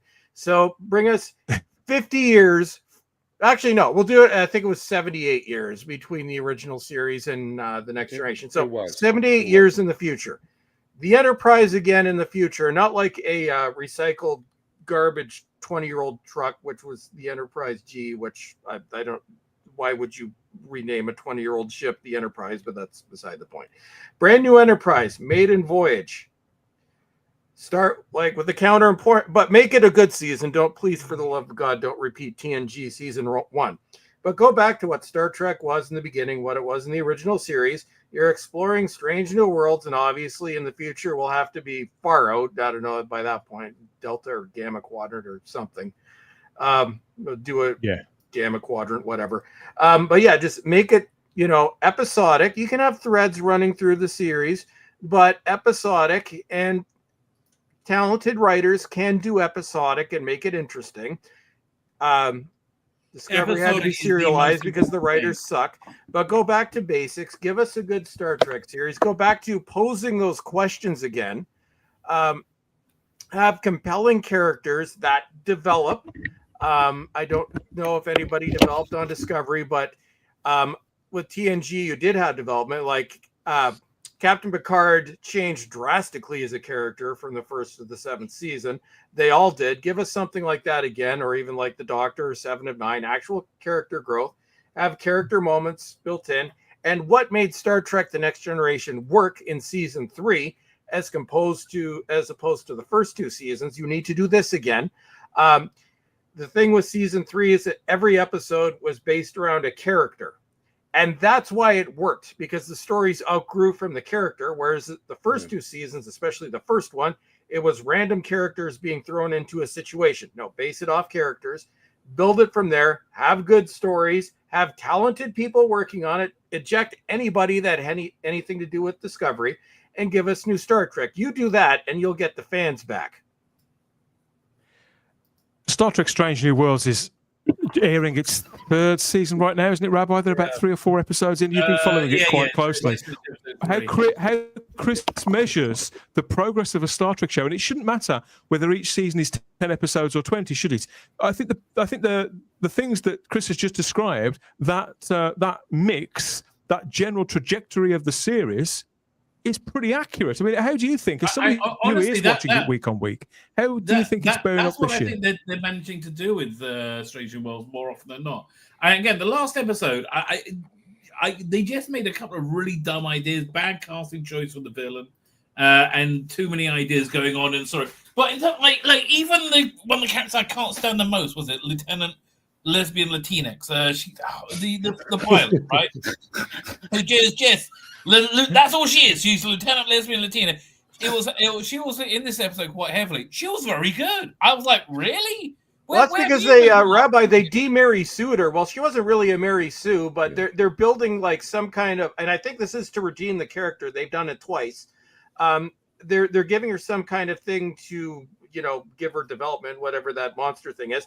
But you remember in this last episode, she got a complete dressing down for her insubordination, which I applauded at the end of the episode, which is what so many people hated about that character. So yes, it is going in the right direction. The only thing that was a problem with the dressing down was that Rebecca Romaine looked ridiculous with that haircut. Yeah, that was dumb. Like she put a black bow on her head. I can't work it out. It was so distracting. Yeah, I know. So they've severed. So they've cut these lovely locks that she's got in yellow there towards the back. That's Rebecca Romaine, isn't it? Mm-hmm. That's a lovely poster.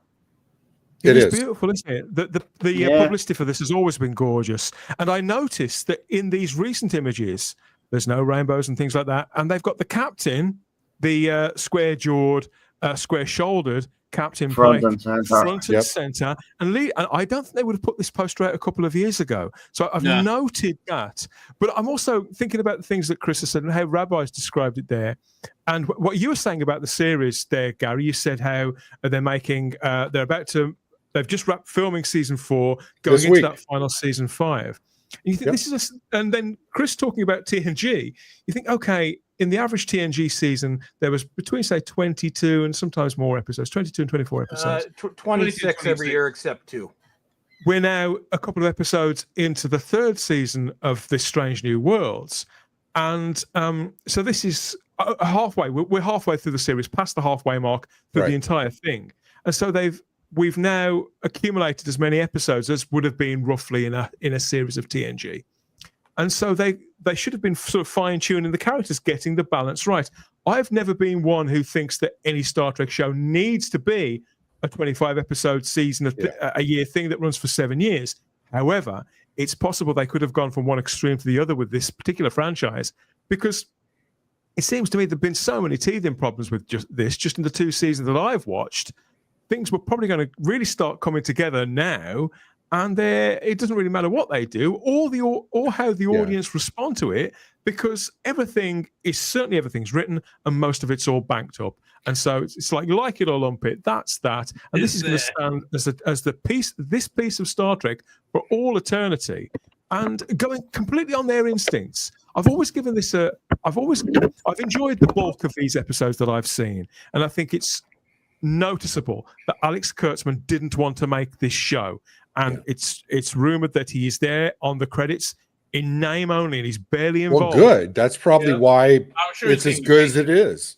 But I still think it's mismanaged. I still think it's nowhere near its potential. Well, here's the thing, and Discovery aside, putting Discovery out of it for the moment, one of the strengths of the franchise, going back to the original series, has always been they've always, for the most part, hit the bullseye on casting. All the ensembles in all the show, TNG, Deep Space Nine, Voyager, Enterprise, great casting. And I think that this Strange New Worlds has very strong casting too. It's unfortunate that this is going to be, it's being cut short as being a casualty of the kind of changeover, because I think that it's unfortunate that this isn't going into that this has already happened and not like being the foundational show of the Skydance owned Trek, because I think that this cast, given a strong writer's room, and long-term planning for the series, could do well, but it's being cut short because we have to kind of lop off everything before the changeover. And but is there no way of, kind of, because as you said, Strange New Worlds is probably the better of the shows. If they're going to end this early, do you not think they might end it where Pike hands the Enterprise over to Kirk, and then when Skydance take over, they go ahead then with a Kirk show with the Enterprise? Well, I think when Skydance takes over, my biggest hope, it's a long shot. I want to get Terry Matalas back and get back to Star Trek Legacy. I just really liked the was it Picard season 3 or Picard the final season. Honestly, if I had a streaming network which had Star Trek on it, I would have a one of those little tiles that says garbage tier and just put all the crap stuff there. Put the Discovery there. Put Section 31. Well, what's going to be interesting is that I don't think, obviously, Skydance is clearly interested in getting things back on track. Yeah. And doing stuff that's not only going to be that the fans love, but that the general public will love and that will do well in the ratings, because obviously they want that. It'll be interesting to see. I don't see them just coming out with like one show to kind of start it out. I think that they'll probably debut like a couple of shows. Will they be connected? Who knows? But I don't think they're just. I think there could be. I think that they'd start this with a really big swing.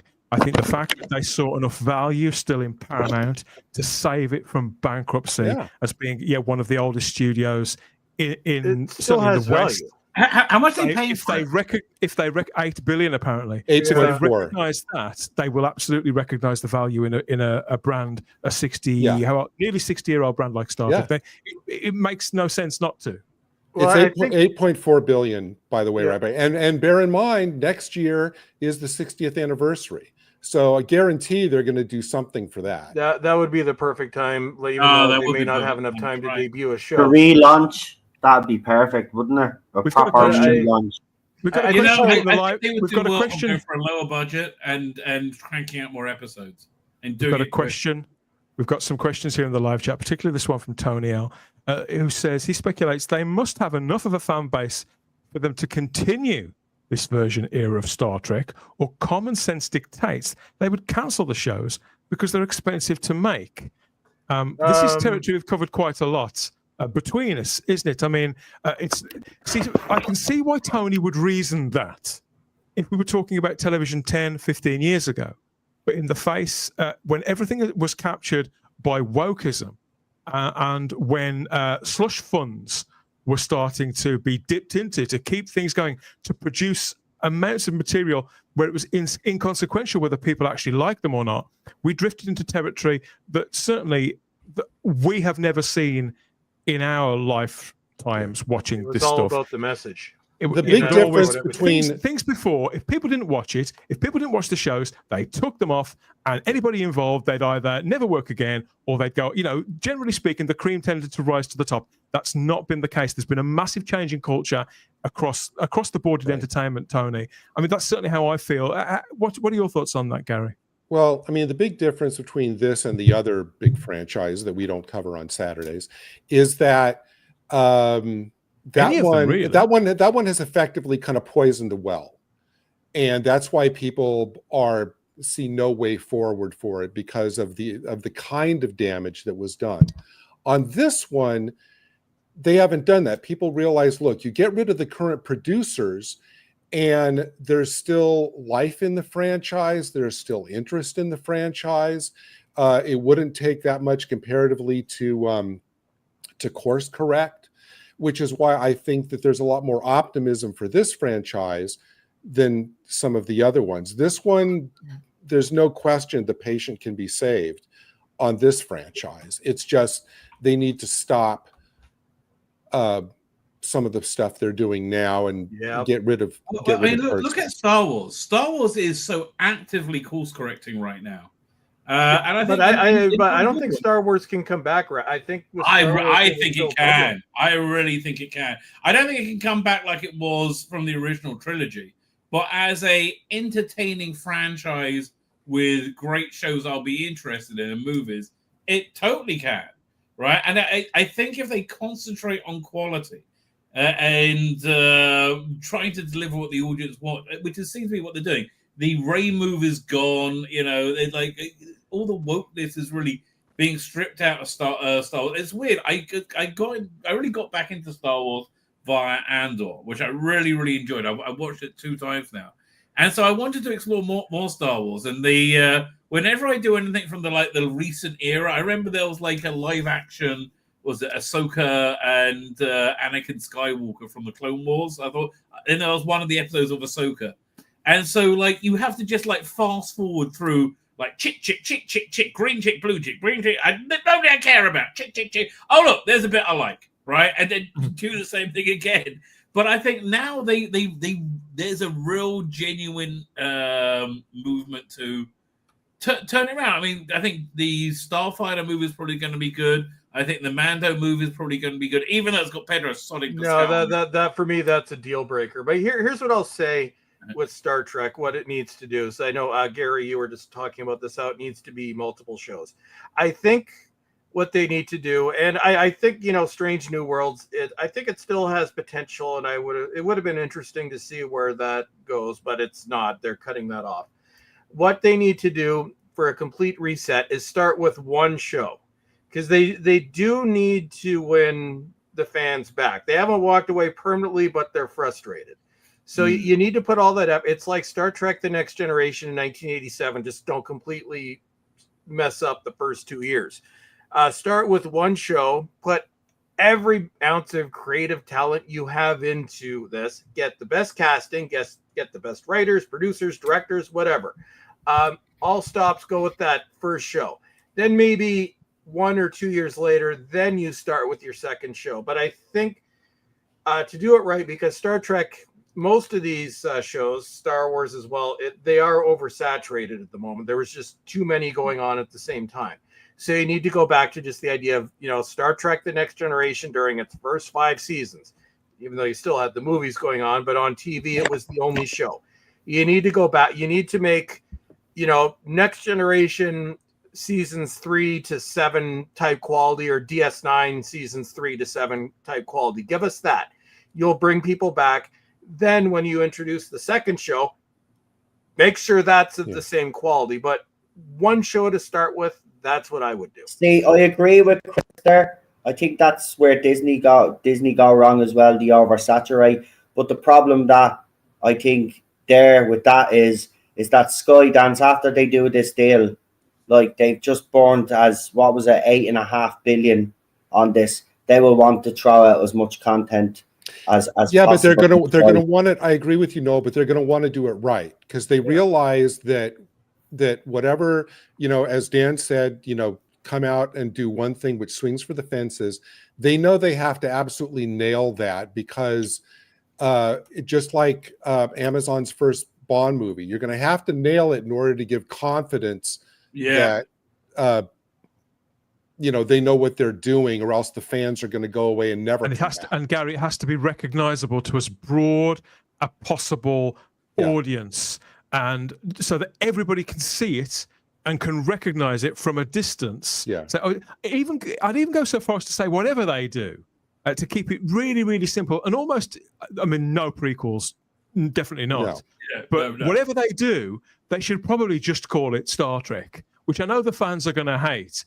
But the everything has been clouded so much that if it's to reach a mainstream audience again and to have broad appeal again, to have a cultural impact, you probably do have to strip it right the way back in a similar way that the Abrams films did. I mean, I suppose the strength of it will come with the creative that they get involved. I think the rabbi's absolutely right.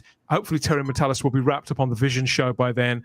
It needs somebody with vision behind the typewriter who knows Star Trek inside out. Not him. I think he's probably going to be taking it quite easy from now on. But since if we can't have Shatner, Terry Matalas would obviously be ideal, and let them flex those muscles, demonstrate their talent. Don't interfere with them with a cock like Alex Kurtzman as a middleman. Get creative people telling Star Trek stories again. You know, Robert Myburnett talks about this all the time. You know, we've had Rob on the show, and his devotion to Star Trek knows no bounds. He knows it inside out.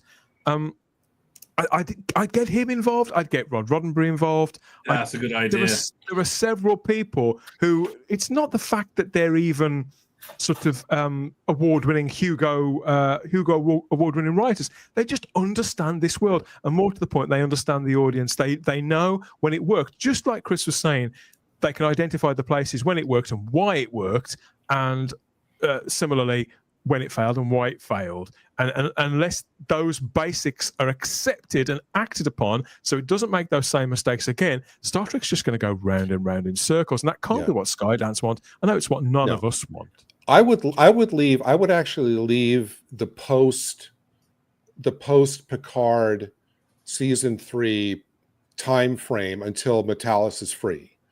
Whether he does Legacy or whatever it's going to be, let that time frame be kind of his. What I would, if just off the top of my head, I would do a Starship based show. It's very cluttered. I would set it 10 years after Nemesis. So you're close enough to the recognizable time frame that people know. You could even have guest appearances by characters that people know. You could have, it's like the post-Dominion War. Some part of the galaxy is still recovering for the Dominion War. We'll give you some storylines, but it's far enough out, 10 years from TNG, Voyager, DS9, to where you can change things, new adversaries, new races, whatever. It's close enough, still allowing you wriggle room to kind of advance the franchise. That's where I'd set it. Obviously, we've all got various ideas, I suppose, that we'd put in place, and we've all been burnt by this franchise more often than not. 2017 since Discovery started, and I've turned up to watch the premiere episodes of all those Star Trek shows, with the exception of Prodigy. I've never seen that, but I've seen all the others, and more often than not, it's been like opening the double doors to this place. You regret Star Trek. You regret it pretty quickly. I would also get of which. Well, I've got to bring this to a close now. We've got to move on, but I want to just remind everybody that this Section 31 was probably the biggest genre stinker of the year. That did enormous amount of damage, even within the dedicated fan base. It could have been even the crunch that meant that people like Kurtzman not just loosened their grip, knew that they were beaten, knew they'd cocked it right up, and they were probably just as delighted to see Skydance come into the equation as we all are hearing about it. Obviously, Comic-Con is happening right now. The Star Trek panel, it should be finishing within about half an hour. There's going to be more news on this, and we'll follow up on it when we can. Let us know in the comments what you think about the conversation that we've had, and have you stuck it out with Strange New Worlds? Are you going to completely dip on Starfleet Academy? And what do you think about the prospects for Star Trek in a completely new home with Skydance once they snap up Paramount there? And keep your eyes on the Comic-Con coverage, because that's happening right now. There's bound to be a lot that's going to come out over the next 24 to 48 hours. If you're a big Star Trek fan, you're not going to want to miss any of that. My friends call me sensitive. I guess I am a bit. I really want to call them, but I simply can't commit. Hey you! Me thinketh, that stinketh. Alf, it's about 10, 10, 220. Well, don't forget the best part. 99 cents for all calls up to 20 minutes. It's cheap. Right about that. I want to write about no monthly commitment, dude. What about no signing up? Yeah, I like that, brother. Obviously from another mother.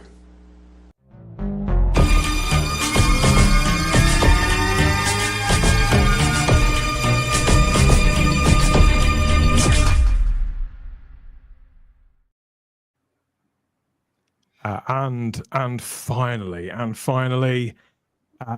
more sad news this week for fans of geeky pop culture and sports entertainment in particular. There were few characters larger in every respect than Hulk Hogan, probably the most famous wrestler in the world, even all these decades on from his debut, who passed away a couple of days ago at the age of 71. I couldn't quite believe it when I saw this news. Hulk Hogan has been a figure in global entertainment practically my entire life. I'd heard the name before I saw him in action. in recent years, he's had somewhat of a resurgence tied to a political movement. I think he was there when the current president was on the election trail, wasn't he? Which, this some people appreciated this and others didn't. But what are you going to do? He's standing up for what he believed in, and it was more memorable imagery and performance there from Hulk Hogan. He was an extraordinary man, and I can't believe that he's gone. With Ozzy Osbourne, we spoke about earlier on, there was a man who lived on the edge. There was a man who'd had however many overdoses in his 20s, and he'd considered himself sort of, I think, have been on borrowed time most of his life. With Hulk Hogan, for many, he was seen as sort of the ultimate statement of fitness and the ultimate male. That was how I first saw him, when the ultimate male met the ultimate meatball.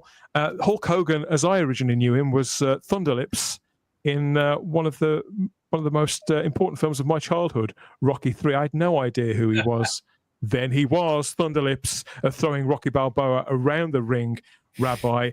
And because the wrestling, you mentioned Big Daddy a moment ago, wrestling in Britain was still Saturday and Sunday afternoons, Big Daddy, giant haystacks, very, very overweight, usually middle-aged men, bouncing each other's bellies across a ring for half an hour. It was a very different vibe. I have to go to bed in a minute, so I'm going to wrap up in a minute. By the way, before I go on, Mark Lazarth, he wanted Sydney Sweeney as an Orion slave girl. Look at my stream from last Saturday night. I had that as a thumbnail. Looked very good. Yeah, I was gutted that Hulk Hogan passed away. It hit me much more than Ozzy Osbourne. He's just been such a massive, iconic. How can I say? You couldn't mistake this guy for anybody else. You don't know how you can describe Hulk Hogan as being Hulk Hogan. He was so Hulk Hogan. He was very, very purely Hulk Hogan. It was just fun. It was just fun. He's sadly missed. If you can find it, try and find the reality show he was on about 10, 15 years ago, where he visits South Florida Kosher Meats, which was my local kosher store when I lived in Miami. And it's one of the funniest things. Is we're gonna do a barbecue, but it's gonna be kosher, right? So it'll be clean meat. I'm like, really? I'll go for the bacon, mate. I don't know. It's just so bizarre. I love the Trump stuff where he's like he's so perfect for those Trump rallies. He rips his shirt off. They tried to kill my president. That was crazy. He was tremendously entertaining, and the fact that he was like 70 when he did that was all the more charming, because he obviously was an enormous pop culture figure, somebody that a lot of people all over the world, never mind Americans, have grown up with, Eat Your Vitamins, brother, and all that sort of stuff. And here he was standing up for something else that he believed in. American wrestling. He's pure Americana. Yep. Right? American wrestling. He's pure America. For the good and the bad. Yeah. American wrestling didn't really take off in Britain until we had satellite TV in the early 90s, really, when that became an affordable prospect, Noel. And along with characters like wait, before you move on, I just got to say goodnight. I'm about to head off to bed. Thank you so much for having me on. Have a. You have to say it, dude. Mate. Rabbi, you have to say it. Oh, I'll say it. I'm cream crackers. There we go. Noel. The WWE wrestling, no profile at all really in Britain until Sky TV brought it over as part of their sports package. And although I recognised Hulk Hogan, none of these other huge guys I knew from anywhere. It had an immediate impact though, didn't it? And he's back. The rabbi's back. I felt bad. I didn't sound cream crackered. I hit the button as I was leaving, so I apologise. I am indeed cream. It's midnight for me. I'm going to bed. I'm an old man. Leave me alone. All right, night, everybody. All hail Rabbi and creamed crackers. Yes. Right. Yes. So, any big fans of Hulk Hogan? Anybody grow up with a wrestling in Ireland or in America? Or what are your thoughts? I walked around one summer. My auntie went away on holidays, and she came back with gifts because I was our godson. So she came back with a pair of Hulk Hogan shorts. and a t-shirt, and I wore that all summer. I was a huge fan of WWE, or WWF as it was called, when I watched it. Obviously, Hulk Hogan was the major megastar of wrestling entertainment. Listen, without Hulk Hogan, there wouldn't be a WWF, in my opinion. I do find it quite sad because of comments that he made 10 years ago that the left want to drag that up and basically, look, fair enough, you have a problem with that. This man meant the world to a lot of young lads like myself, right? Even living in Ireland, Hulk Hogan was, everybody wanted to be Hulk Hogan. He was, listen, Rocky III, talk about Rocky III. He's brilliant as Thunder Lips in Rocky III. The show that Rabbi was talking about was Hogan Knows Best. I watched that as well because I was a huge fan of his. But that show kind of tainted his reputation a little bit. It was Hulk Hogan and his first wife and the 2 kids. And it was Hogan Knows Best. So it was basically follow Hulk Hogan and his family around. But that show kind of ruined his little reputation a bit because he came across as a bit of a control freak and stuff like that. But everybody watched it because, you know, it was Hulk Hogan. It was just, look, I'm gutted. I'm not going to lie. I haven't watched wrestling in years, right? But when he returned to wrestling, when he actually returned, it was only a few years back, I started watching wrestling again only because Hulk Hogan returned. He's an icon. He's a legend as far as I'm concerned. And, you know, yeah, he made mistakes in life. Nobody's fucking perfect, right? I hate the left. They go around thinking that they're perfect. Nobody's perfect in this world. Nobody's perfect in this life, and we all make mistakes. And he was no different to the rest of us. But as far as entertainment and as my childhood, he was a big part of it. And I'm sad to see him gone as well, just like Ozzy. But Hulk more because I really did. Listen, I used to play messing wrestling as we all did on the bed. When we watched the wrestling, we'd be whacking our brothers and sisters down onto the sofas, doing all the moves. It was just a better time, I have to say. But yeah, it's sad, man, that he's gone. And I did love the Trump stuff, I have to say. I thought that was brilliant when he came onto the stage and he tried to kill me and ripped his shirt, as Rabbi said. It was iconic, man. He will be missed. I don't care what the naysayers out there say. He was a big part of my childhood and a lot of everybody's childhood. And he entertained us. And he was great. And yes, he was flawed, but we're all flawed. So screw the haters. Rest in peace, Hulk. Yeah, he had a Saturday morning cartoon in the 80s called Hulk Hogan's Rockin' Wrestling. Let's not forget Suburban Commando. Was that what it was called? And Thunder in Paradise, that 90s several movies and TV shows. He's another one who never seemed afraid of reinvention. Hulk Hogan was a creation, wasn't it? Was a version of him.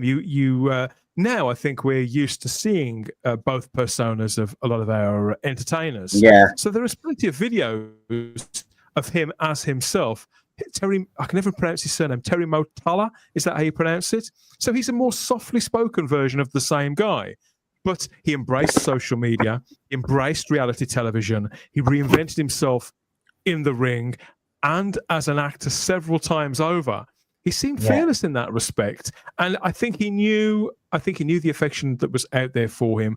And for the most part, considering that he was around for all those decades and was there from the dawn of sports entertainment, just like you said, no, you're right. I mean, there'd be no WWE or F without him. It was when that was happening, they were pioneering that brand of entertainment. Yeah. So I would imagine that none of them knew how it would change their lives. When they got into wrestling as was, it would have been the old style of wrestling in smoky rooms, not on television, or at least not to that extent. So they couldn't possibly have seen how it would change their lives or what it would ask of them in the same way. I mean, you could say that Ozzy could look to the Stones, the Beatles, back through music of the previous, say, 10 to 15 years, say, since the late 50s, for a fair old gauge of what he was aspiring to. I can't see how those early people of WWF could have possibly have known what that would become. They wouldn't have known. You're right. They wouldn't have known. They were wrestling in smoky, as you said, gymnasiums and everything they were. And then obviously they deal with television and stuff like that, and it changed it completely. And they became superstars overnight, like especially Hulk Hogan, as you said, because of his persona that he created. And he's one of those wrestlers as well throughout his wrestling career, as you said. How many times did he reinvent himself? 4 or 5 times he reinvented himself and came back. Like, to do that, and at the age that he was, he wasn't coming back as a young man like he was back then. He was coming back as an older man, and he was still able to do what he was able to do. I loved the man. Yeah. I'm not going to hide the fact that I loved the man. He was brilliant as far as I'm concerned, and he did a lot of good as well. People forget that. Right, he did a lot of good. This week, when I heard that he died, the first thought I had was that it was a reminder of how colorful American culture was in the 80s and in the 70s too, but he really appeared in the 80s. And he had a lot to do with that. I mean, American culture in the 70s and 80s filled with a lot of unique, cultural icons like him. Comparatively now, I think the culture is like cold oatmeal in comparison. There's nothing to compare with, the uniqueness and the color of American culture, back then. And he was a big part of it. And as Noel has said, so memorable when he came back to the Republican convention last year, thunderous reception for his appearance at the Republican convention. So, yes, our rest in peace, Hulk. He gave us a lot of years of entertainment. Yep. And years before The Rock, Hulk Hogan did make a move into cinema. First of all, in this one, No Holds Barred. I rented this on VHS as soon as it came out. I'd seen very little wrestling at the time, but I love the Rocky movies, all that kind of those sort of sports movies with training montages and all that sort of stuff, Chris. So I leapt right on that. That's from New Line Pictures. I think it came out about 1990, something like that.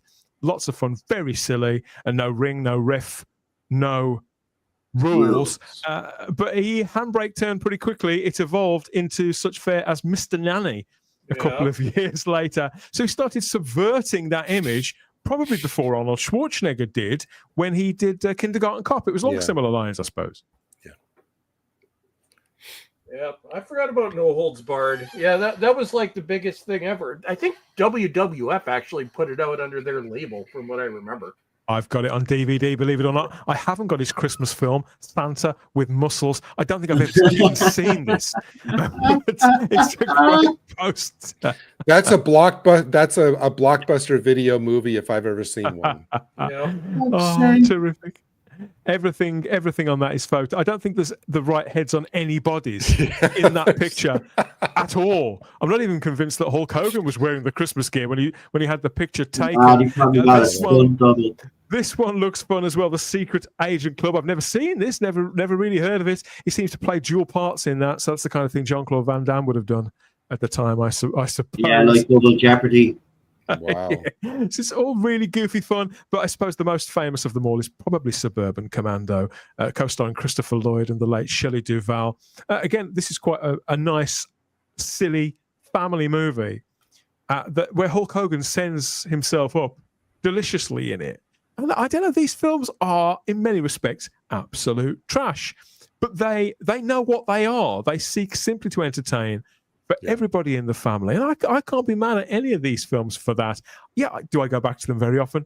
Can't pretend that I do. But the fact that he did them and that people remember them, I think that counts for something. People have mentioned them in the live chat here already. Yeah. You know exactly what you're getting with all of these movies. That's what it says on the tin. Yeah. As did his guest appearance on the A-Team.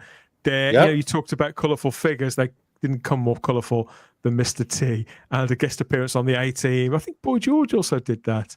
But the key people of the time, I think the only person who never turned up in it was Princess Diana, but I bet they asked her. I was thinking about his A-Team thing, because two Rocky III veterans right there. Yeah. Glorious time to be a kid when there was figures. It was. I'm I'm not trying to overblow it, but it really was. We had these men, including Mr. T. He was larger than life as well. And you're living in Europe, or you're living in Ireland and the UK, and you're seeing these American men and the way they're acting, the way they carry themselves. It was different to the way European men did. So it did appeal. It did. Look, it's sad, man. I hate 2025, man. And look, I hate to say it, but these things come in trays, like, so. There's another. We'll note you had Malcolm Jamal Warner, so I think that's probably your three. I was just going to say the watchword on all of these things that Dan's been putting up, including especially the A-Team. The watchword on all of these was just make something entertaining. The watchword now is don't offend anybody. Yeah, absolutely. These shows were silly. I mean, the A-Team is silly. MacGyver. I went back and watched MacGyver a while back, right? Just check it out, because I remember that show as a kid. I've never seen that. And being highly intense and loving the last minute getting out of things. And I watched it recently, right? And I was like, did I really enjoy this show as a kid? It was absolute dire rub. I was like, holy shit, this is bad. But you know what I had going for it? Even though it was so bad, as you said, the characters were likable and it was entertaining, so it didn't matter that it was bad. Great, but great rest days. in peace, folks, man. Huge icons. The only thing that I ever wanted to see that we never got was Hulk versus the Hulk. I'd like to have seen that. So Hulk Hogan against maybe Lou Ferrigno. I think that would have made a good TV movie. We had to make do with this issue of The Incredible Hulk, where that did sort of happen in the late 80s. So we did get to see it. I've seen your posters. I've seen your posters. I've seen your videos. Says, where's the picture gone? I would have loved to have seen Hulk Hogan as a Jedi Knight. That would have been great. You know, I'm just thinking that was, I don't know which issue of the comic that was, but it happened. I was going to say, this has got to be like the very late 80s. Well, and it was after the Hulk got his still sort of the intelligent Hulk, yeah, in the comics. Joe Fixit was his name, something like that, wasn't it? That's right. He worked in Vegas. Rest well, Hulkster, says Darren M. He's as much of a cultural icon as Trump, says Dalek DeBando. I agree with that. I may be anti-Trump. The comic came out in 1990, by the way. That comic that you featured came out in 1990. Yeah. Brilliant. I may be anti-Trump, adds Donny, but I have been supporting the Paramount Skydance merger for a year. Okay, that's the previous topic. Strange, Arnie, and Sly's film careers took off. Did he just not get a breakthrough role?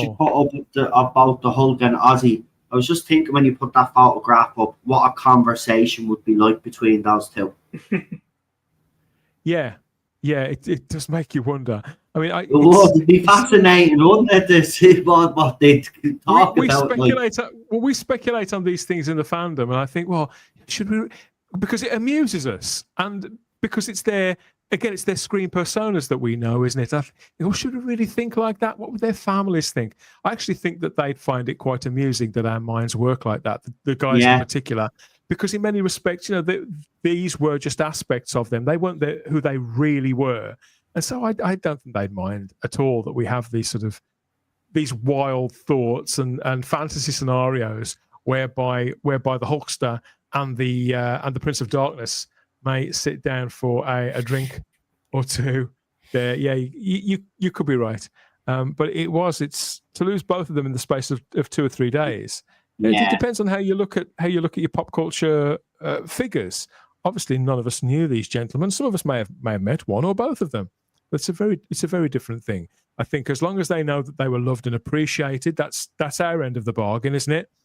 And in this case, I'd say they undoubtedly were flawed well, men. they meant, each of them. this is the thing, Dan. They meant something to people out there. That's the thing, and that'll be their legacy, right? They meant something to people out there. Like Chris is a fan of Ozzy, you know. I'm a fan of the Hulk. That'll never go away. And at the odd time we'll bring them up and mention them and talk about stuff, you know what I mean? So they never go away, but they're two different areas of pop culture, and both of them were icons of their particular parts of pop culture. So you know, when I see the hate that both have got this week, you know, I just say to people, like, okay, they're not your cup of tea. Just keep your fucking mouth shut then, and let the rest of us that actually cared about them and actually admired them for what they did have the moment to mourn them. It's not just unedifying to read that sort of stuff. It's inhuman to think that people would dish out any dirt that they possibly can on them, or any perceived dirt, anything they may have said or done that another individual disagreed with on a purely subjective or ideological level. It doesn't matter. We're all human beings when it comes down to it, and to have so little empathy and compassion, even if it's just for the family who mourn these heroes, or anyone who passes away in the public eye, when they've given so much of themselves for our pleasure. Yes, they were very, very wealthy men. There's no denying that. Yeah. But still, it took a lot from each of them. Dalek DeBando says it's strange that Arnie and Sly's films careers took off. Did he not get the breakthrough role? In my view, Hulk Hogan was a different character completely, and cinema had changed quite drastically in that time. I think post Die Hard, enormous dudes are running through walls and taking out 60, 70 guys over the space of 2 or 3 scenes. It wasn't what people wanted quite so much. But he did find, I think he found a niche in those family movies, and a TV show. You mentioned earlier on, Gary, it was that Thunder in Paradise. It didn't really get shown here. Yeah, he was a, I remember the titles. It was like him on a speedboat, you know, zooming around the Florida Keys and stuff. Was it a talking speedboat? Did it have that kind of component? It wasn't like Kit. It was him, and it's like there was some model like Kathy Ireland or whatever, and it was like this group of people. They drive, you know, they go around solving crimes on the Florida Keys, and it's Hulk Hogan battling criminals down in Florida. Sounds fantastic. Oh yeah, we're losing our heroes. We're losing our heroes, but I do think the rabbi is right about the culture changing. I think that we're seeing a change about to happen, and we can say what we like about them remaking favorite movies from times past, such as the Running Man thing that's coming up. It could make a star of someone, and the same with the new Bond. I think we can just. There's a definite change out there. If you take the temperature, it could be that heroes are on their way back. But obviously, anybody that's going to come along in the future is not going to be able to replace, only succeed characters like Ozzy Osbourne and Hulk Hogan and the other huge personalities and figures that we've lost in recent years. Let us know what you think. Where did you first see Hulk Hogan? Was it in the ring? Did you get to see the man in action? Or like me, did you first see him in Rocky 3? Your Hulk Hogan memories there in the live chat. What was your favorite WrestleMania match? Was it him and the Ultimate Warrior? Or when he was face-to-face with The Rock in that iconic, we see that picture, don't we, them nose-to-nose there, whenever that was, like 15, 20 years ago. Lots and lots of fun. Some great memories there, whichever part of the world that you're from. And thank you, Hulk Hogan. What a guy. What a brother. Oh, my ears. She's terrible. She's great. You're being too easy on her, Hulk. I like things to be easy. Like 10-10-220. Exactly. I know 10-10-220 is cheap, but it's easy too. Yeah, there's no signing up. You just pick up the phone and dial it. And all calls up to 20 minutes are 99 cents. Easy and cheap. I'll have to try it. Thank you.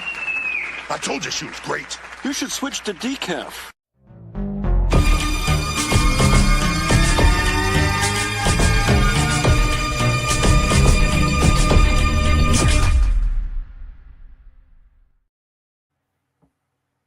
What's going on? It's all been happening here at the Spacebook Live, paying tribute to fallen heroes and looking at the Comic-Con coverage for Star Trek as well, which has been happening right now. So we've been looking at what we can, as well as our usual sort of fun and games here. Before we shoot off, though, it wouldn't be a Spacebook Live without a public service announcement movie, courtesy of Chris here from the Bowles Trek archives. Better late than never. This is a sequel of sorts, I suppose you could say, Chris, to a previous entry. Here's our mascot. There she is. Look, there she is. No. So for people who haven't been following the saga, this is a part 2 to one that we had about 2 or 3 weeks ago, I think. So a multi-part public service announcement. This is unheard of in Britain. I think let's just set the stage. Where are we? There it is. So do you want to tell us about this, Chris? I mean, remind us what happened in the last one. Yeah. So if you remember a couple weeks ago, we had the flatulent lady. Oh no, we had gas issues. So today we're going to catch up with Gas Lady and see how she's doing now. And this actress will never live this down. So don't worry, we'll be back to the violence next week. But for now, so gas it up, Dan. I didn't call myself a farter. In my head, I was a social farter. I only farted occasionally. But then one night, after being out at the bar, I came home with the smell of farts in my clothes. And my boyfriend called me out on it. I realized one fart had turned into 2, and then 3, and before I knew it, I was farting all night long. I even woke up in the morning craving a fart. So, last week, I decided to quit farting for good. It's been a lot harder to stop than I thought.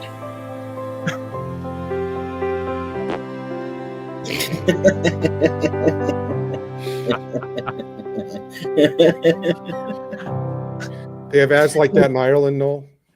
No, nothing is that. It's Canada, man. We're a strange country. It's the piano. It's the piano in the background as well, Noel, that gets me. It draws you in. I know, it's so that you think she's dying and then she's talking about farting. And the little small one at the end, the little. Oh yeah, I know, the little. So, did this yield the results that they wanted? Do you think, Chris? I mean, do adverts like this have any effect on the viewing public, or do they just laugh at them the way that we do? Well, you have the two types of Canadian PSAs. You have these, which, deliver a message about doing bad things. Remember the drug song? I don't know. I quit smoking and it turned me into the happy person I am now. So I guess it worked. So you have these, but then you have the other ones, which I define as a final destination death.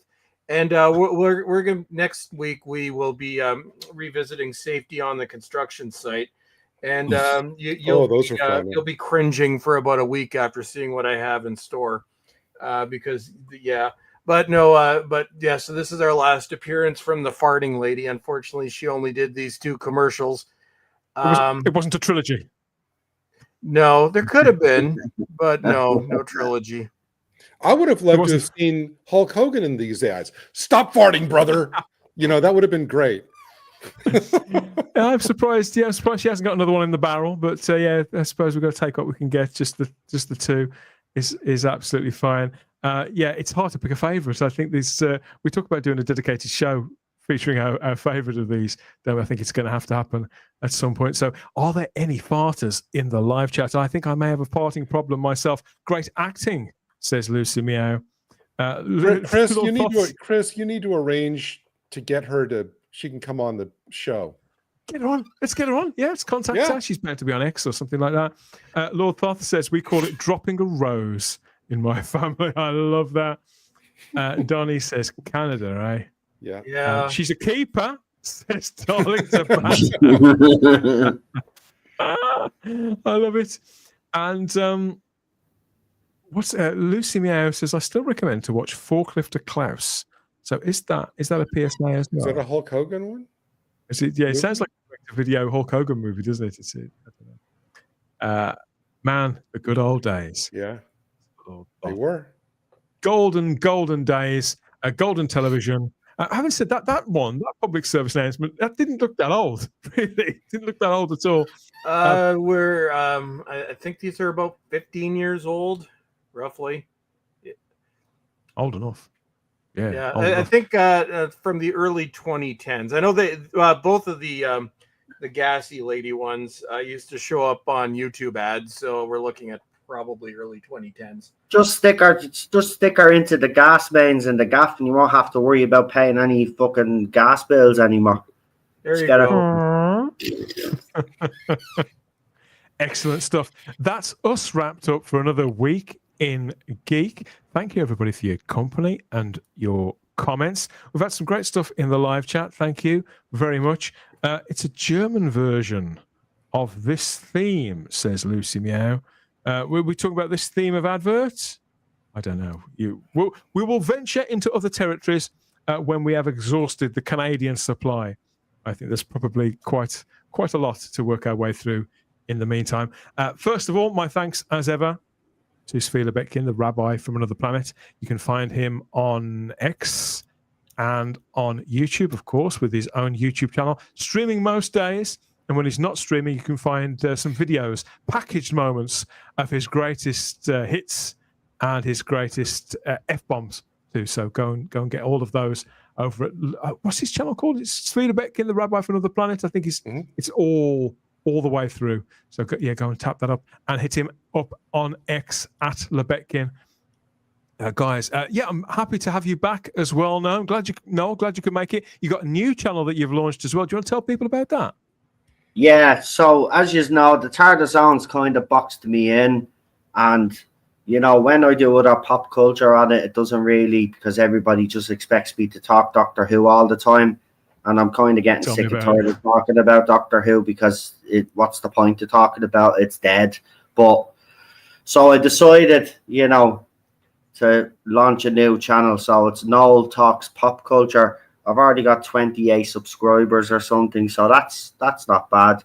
But yeah, if you want to hear me talk about pop culture, other stuff rather than talking about Doctor Who all the time, I'll be there. I'll be doing movie reviews. We'll have panels, the usual stuff that we do on the TARDIS Zone, except it won't be Doctor Who. So I won't mention the other channel because she's probably already subscribed to that one. So go and subscribe to the new one. That would be absolutely fantastic. And you're more than welcome on any time, lads. By the way, absolutely. Count me in. Everybody is subscribed to the TARDIS. I already do. Still the most important channel in the Who sphere, I believe. And whenever you guys speak over there, people do listen. But I do understand you've got other interests. You want to talk about other things. Well, I can't do it on the TARDIS Zone now because if I do, they expect me to talk about Doctor Who. So I just took a clean break away, and it's not a zone this time. It's Noel Talks Pop Culture. I was going to stick zone in it, but then I said people just get sick and tired of that. So it's Noel Talks Pop Culture. But yeah, we'll see how it goes anyway. I want to delve into other stuff, there's other stuff that I'm interested in. And as I said, the new Alien show, I'm really looking forward to that. So I want to review that and stuff and do reviews. And so I'll do them on the new channel. So yeah. Anyway, but thanks for having me on. I really appreciate it. Yeah, come back by all means and tell us about the Alien show, because we'll be looking at that hopefully on the weekly. I think it starts in 3 or 4 weeks' time. So yeah, it's not long. I think it's about a month. Yeah, can't wait. Yeah. Hopes are high. Dare we hope, Chris. Thank you again, mate. And your thoughts about Ozzy Osbourne as well, a childhood hero of yours. Sharing stories like that and reminiscing about these key figures in our own sort of formative years. And in your case, if it's somebody that inspired you to become a musician in the first place, it's the same with me when I look at sort of comic book artists and things like that and illustrators. you do. You think, oh, another one has left us.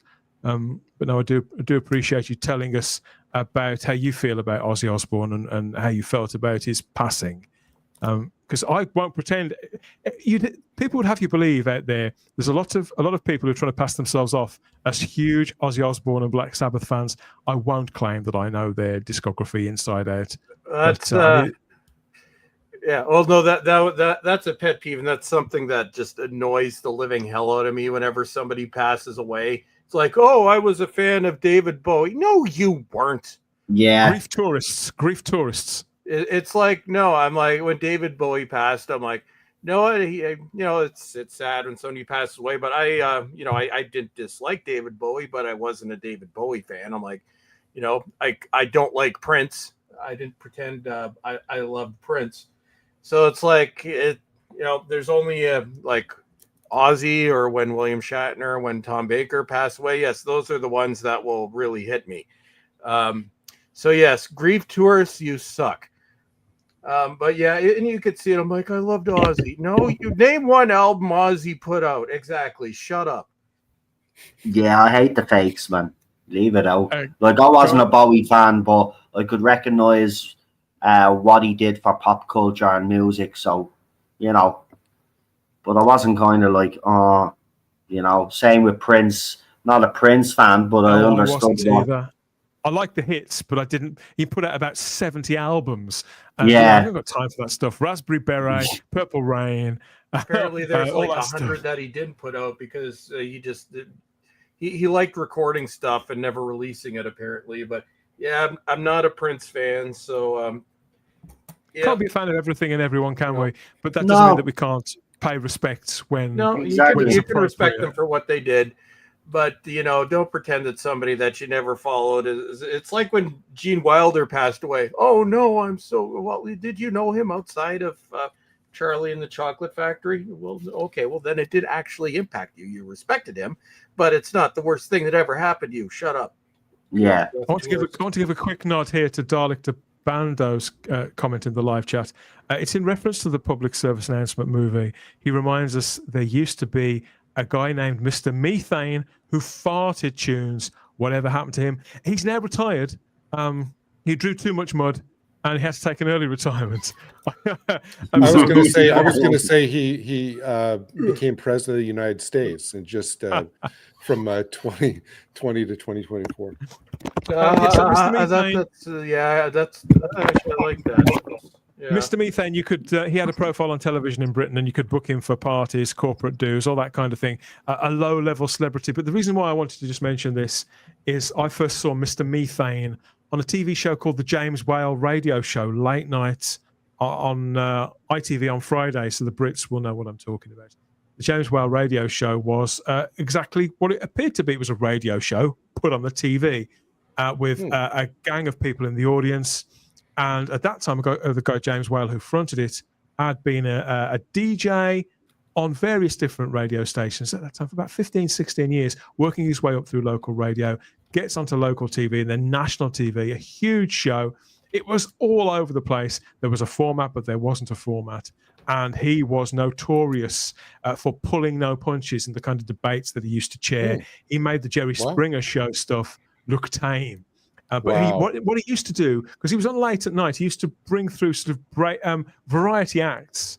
And that was the first place I ever saw Mr. Methane on that show. James Whale has recently been, he's terminally ill. And he's been fighting this illness now. He's cancer for several years. I'm sure people who know James Whale will be aware that it's accelerated over the last few weeks. And it was announced yesterday that he left his job at Talk TV a couple of weeks ago. He couldn't be in the studio anymore. He conducted a few interviews from his home, and yesterday he put out his very final podcast with his wife, as he's now become resident in a hospice.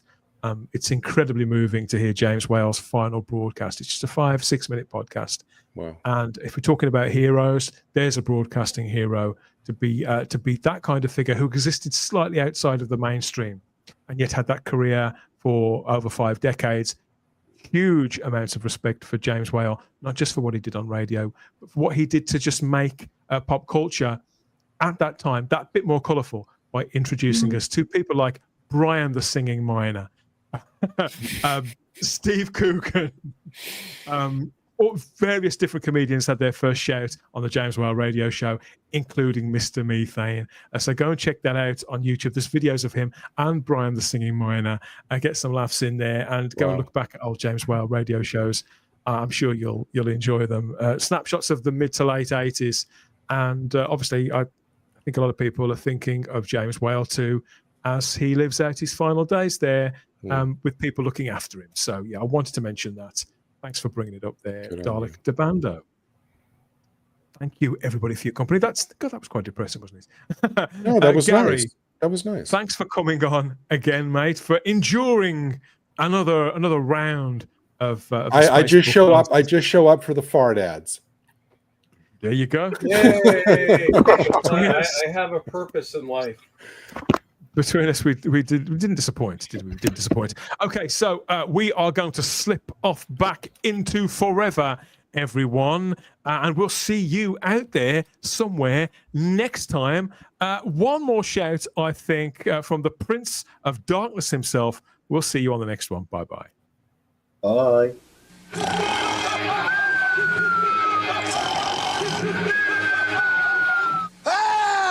What a wicked nightmare!